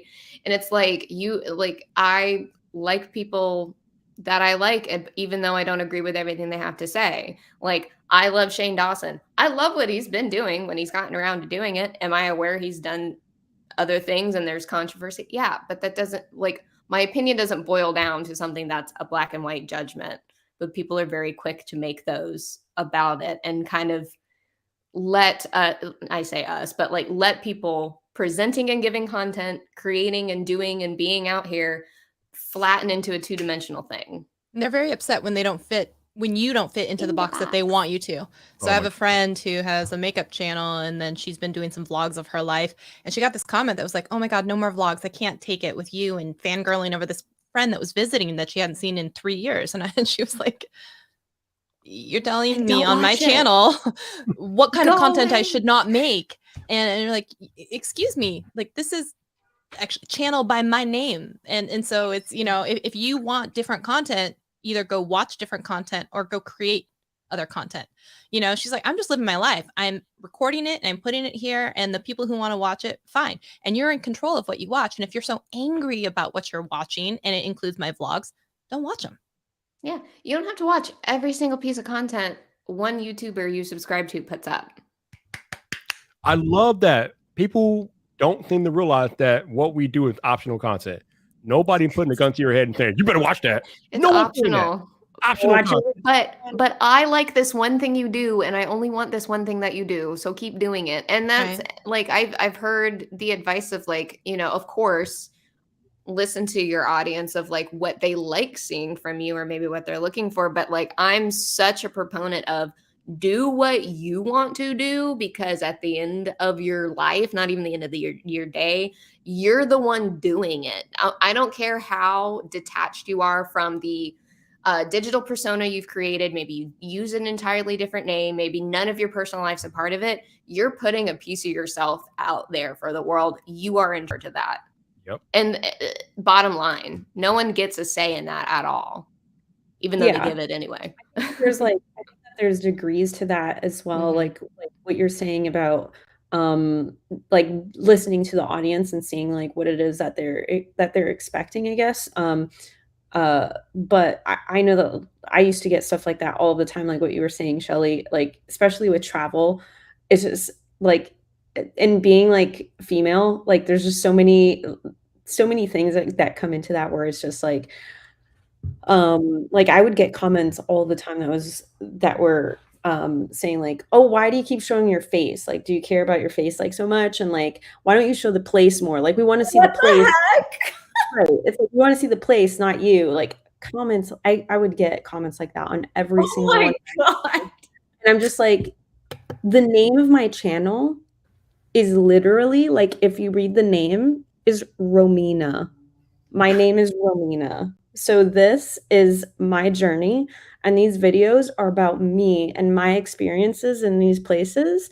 And if you don't like them, then go watch another video, because there's tons of like top 5 things to do and so and like this and that. Like, there's tons of those videos that you can watch that have absolutely no personality whatsoever, and it's just about the place, and that's totally fine. Go watch National Geographic. It's not my channel. You're not here to just see the place. You're here to see the experience and share that with me. Like, this is my journal. So you have to deal with that. Right. Deal with it. It's so wild that like people are just like, it's funny to me because I'm like, okay, you can think that if you want, like, I get it, whatever. Some people might think I'm obnoxious or like stupid or whatever. I don't care. But like, you take the time to like leave that in a comment, and I'm just like, what are you hoping to achieve here? Like, are you really that bored that you're looking for entertainment in the Well, like comments? you're a person on the internet. You might not be real, or there's this level of separation, or all these other like stupid reasons as to the psychology and the mentality that goes into it, like, But also the audacity never ceases to amaze me. All the time. Stephanie, you ever get comments like this on your on your I was gonna say, do y'all like? I don't care. Like, I don't care if they don't like my content. You commented, you boosted my algo. Keep it going. Keep it going. Yeah. Keep the hate. Give me that money. I don't. And I think because most of my audience is male, I get a lot of like misogynistic comments. Mhm. And it's really given me like thick skin, I think, with comments. I'm like, I don't give a fuck. Say what the fuck you're gonna say. Just boost my algo, like it, share with someone. Sometimes I'll even post, this is so fucked up. Sometimes I'll even post things that are like, I know are gonna trigger people. I'll do a video where I explain my thoughts and I'll crop it to the part that's gonna trigger people. I'm a bitch. I don't know, whatever. Call it what you're gonna hate anyways. So like I'll post it and that shit will go viral. And I'm like, they're like, oh my God, you're such a bitch. Like I'm like, yeah, whatever. Just pay. Let me dry my tears with my $100 Yeah, bills. with these dollars, like keep it going, keep it going. Actually, so I have an acquaintance. So his name is Barnacles Nerdgasm. He's a YouTuber, and he'll tell you Jerry's a little bit like overweight, and he's had some health issues because of it, and he's chronicled a lot of journeys and stuff like that. And a lot of the time, we were on a panel together because we're both kind of in the Seattle area, and it was one of the questions was how to deal with haters, and he kind of took your approach, Stephanie, and he would be like, I'm waiting for people to call him fat or ugly or stupid or whatever else it is, and he would just be like, tell me more. And he would just that would be about as much as and they would come back and they would say more, and he's like, every comment, like, you know. And then those people, but you know what sucks about that is doing that, taking that approach. People that you know in real life will really think that that's who you are, right? Because that's what they see on the internet, and that's what. But it also trains your audience on like what you allow, and so that could be really difficult or dangerous, because if you do that, people who would have stood up for you are like, oh, he's engaging with them, he's letting them happen, and then everyone else sees it as like an invitation to do it. So it can definitely become very, very toxic. But he just really likes getting a rise out of people. So yeah, I have to like train myself. Sometimes I'll see my friends post content and I'm like, I can't believe you think that. And then I'll think about it and I'm like, maybe you don't think that, because that triggered me. And I would post that if I knew it would trigger other people, because then you're going to watch it again and you're going to want to comment and you're going to. So I'm like, okay, wait, no, you're actually smart for posting that. I did a roundtable with, they have roundtables with YouTube Shorts creators, and they pick some people. And so I'm on one of these roundtables, and a lot of the people who are doing really, really well, they're coming over from TikTok or they're doing really well on YouTube. And most of them will say like their secrets. One of them, the biggest ones are, I'll say something that I know is wrong, or I'll say something that I know intentionally will piss people off. Just because they share it with people, they keep playing it, they can't wait to comment on it, and they're like, those are the videos that always do the best. So we just make a ton of them. Those are the ones that will go viral. It's so crazy. Those are the ones, and it's messed up because it's like so easy to do. So it's like if I don't have an idea, I'll just like post something that I'm like, oh, everyone's gonna disagree with this. I'll post it. I know that's toxic. I know it, but it is what it is, you know. But like until the day comes when the majority of internet and social media users don't engage with that kind of like tone and content, it's still going to happen. Absolutely. Because like you post the top 5 makeup things that you love and top 5 that you hate, it will always be 2-to-1 views on the stuff that you don't like and the brands you want to bash or whatever else it is, or you know, people love and thrive on negativity. That's why like tabloids work better than like sometimes feel good stories. And it's just within this innate nature to want to be contrarian and then express to someone else how you don't agree with whatever they've posted. And so until like the world doesn't reward that behavior, which is what it does, it rewards that behavior by pushing it up in the algorithm and boosting the engagement and boosting the monetization or whatever else it is. Until the world reacts more positively to things that are positive instead of negative, it's always going to be the content that wins. Shelly, that's why I stopped watching the news like 25 years ago, because it was always leaning towards the negative. there were rarely any, if ever, any feel good stories on the news. There was like Because it doesn't sell. If you're not afraid of being poisoned, being killed, being like threatening your safety, this thing is gonna kill you. You better tune in at 10 to find out what it is. Like, oh my gosh, what's gonna kill me? So that's the stuff. That's why those news headlines are the way that they are. It's not like, it's like eat this or you're gonna die of, being overweight. Like that's what they're selling you. So Yeah. Crazy. Yeah. I stopped looking at my comments years ago. Like I actually haven't, I don't look at my comments. Mine anymore. is so extensively filtered. When I get a new one, like I'm almost like, bravo, thank you for adding to my library, because I can't. Sometimes I'm just not emotionally strong enough to keep dealing with some of the stuff, like the stuff that makes me cry. So I just keep adding to the library. So if people are like, she's filtering her comments or she's restricting or suppressing or any of these things types with comments, I'm like, hell yeah, and I can, and I will. And if you have the continue right to to do push, that. I'm I going added to. the word filter to my blocked list so they can't say that or filter or block. But that's your prerogative as the creator. It's up to us to protect our headspace. So whatever you got to do to protect your headspace is what you do. And if people don't like it, then they don't have to comment or watch your content. They can go somewhere else, like y'all said. Just that simple. Yeah, I know some people who have just turned off comments on their channel entirely because not because of country, because they can't. Even when it's 90% positive comments, the 10% is so bad and makes them feel so bad, they just shut it all off instead.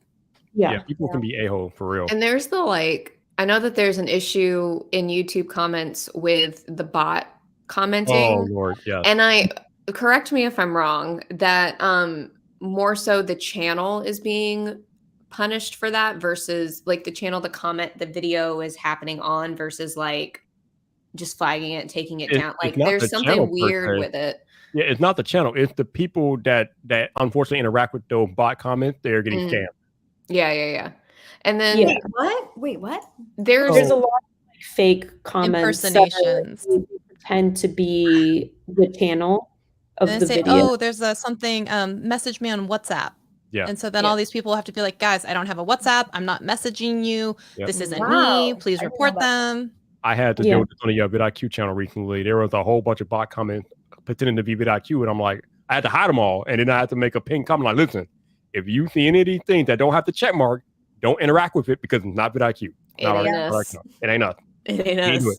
We ain't do it. No, and like I am not a YouTuber. I don't post that kind of content and receive that kind of feedback. I've posted a few videos on an old channel over the course of quarantine. I got one long comment response to something, and I about had a breakdown. Me, someone who I consider myself like well educated and aware of the space. Like I spend a lot of time consuming and observing and learning about it, and that being a part of my background. But like I got one bad comment or critical comment of me, and I was like, no, they don't get, like, had a full and you want to explain yourself. Response. Yeah, I wanted to explain myself and be like, no, you got me all wrong. But like I know on an intellectual level, like it does not matter. This is inconsequential. It's whatever. But it was so interesting looking back at like my initial reaction to that.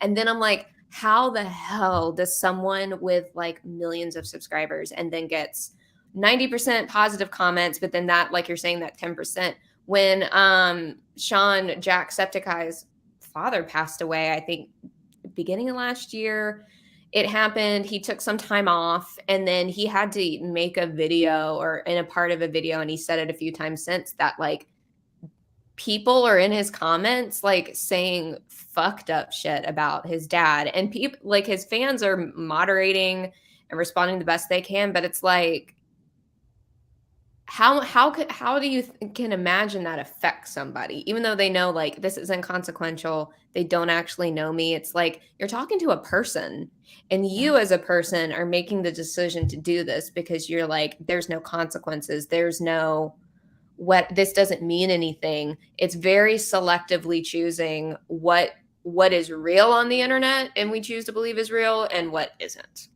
I made a TikTok about basically my father passing away, and he had Alzheimer's, dementia, and it was a very difficult time. And I remember I posted a video. It happened to go viral. It wasn't expected at all. And there's a picture of him walking me down the aisle, and the amount of people who were saying like I was a mail order bride, the amount of people saying like I was a gold digger, that I married an intentionally old man because I knew he would die soon and I would get his money.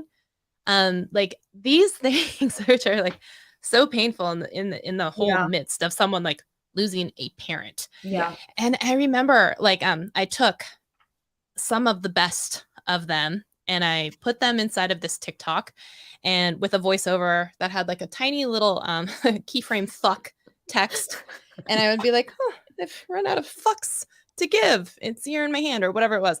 And or I was like, oh yeah, wait. I was like, oh, maybe here's this fuck. I can give it to you because I can't have it anymore, or something like that.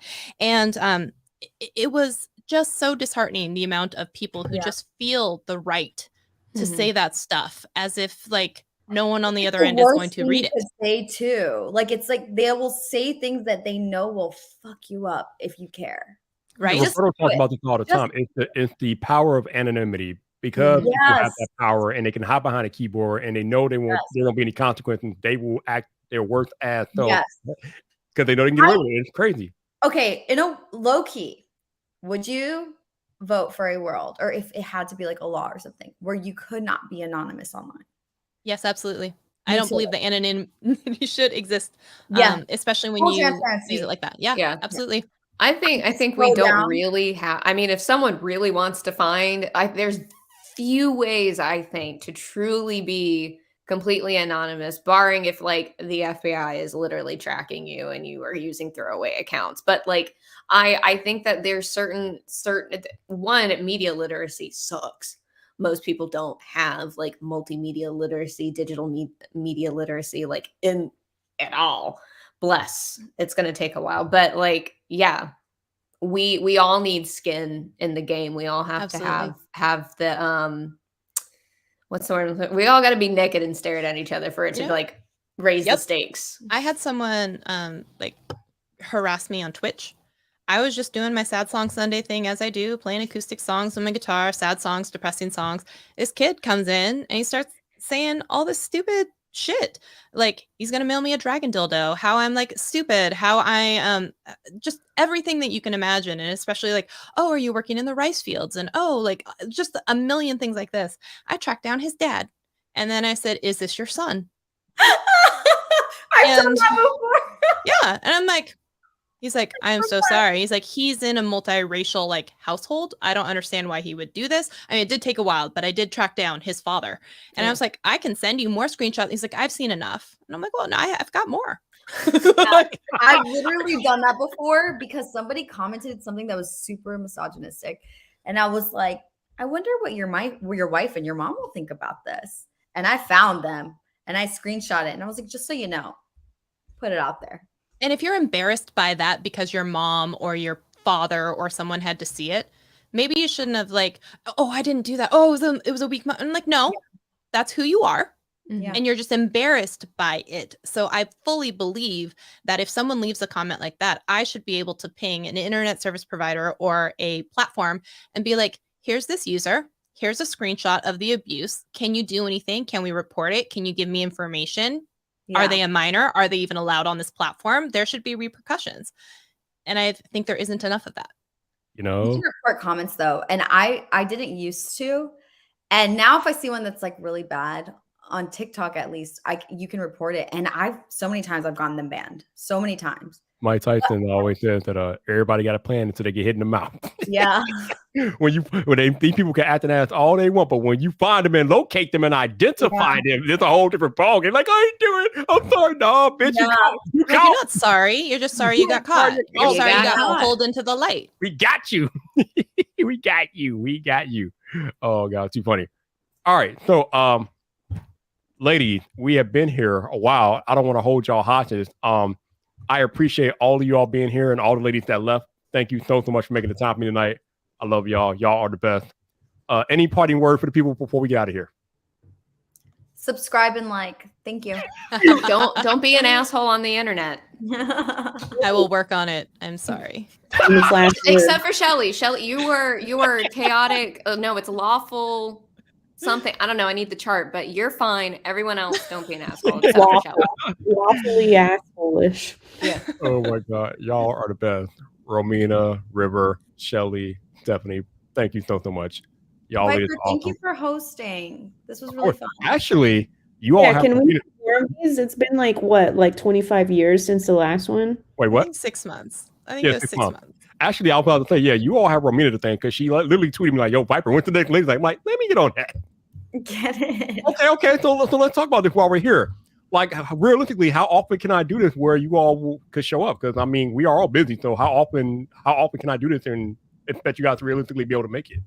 I will show up 40 to 80% of the time. 80% of the time, it works 100% of the time. 30 to 80%. That's a wide margin for me. This time of day, I'm pretty open this time frame. So if Here's the it thing, guys. You have like such a large group, like our DM group is so large, like the pool. I feel like if one of us can't make it, one of the other ones will. Like you'll always have somebody who will hop on. You know what I'm saying? Yeah, I mean, So I think it's worth it to do, at least every couple, I mean, more than once a year. I do it more than once a year. At least once a quarter. Yeah, once a quarter. Okay. All right, that works. I would We come. can definitely do that. Absolutely, we can definitely do that. You just tell me where I gotta be, and I will be there, knives out. I appreciate y'all. We will definitely do this more often. Appreciate you all in the chat listening, and for those of y'all who super chatted, thank you so much. Hopefully, you all go out there, enjoy your Friday, enjoy your weekend. If you observe Easter, happy holiday. Thank you again, ladies. I will catch y'all on the social medias. We out of here. Peace.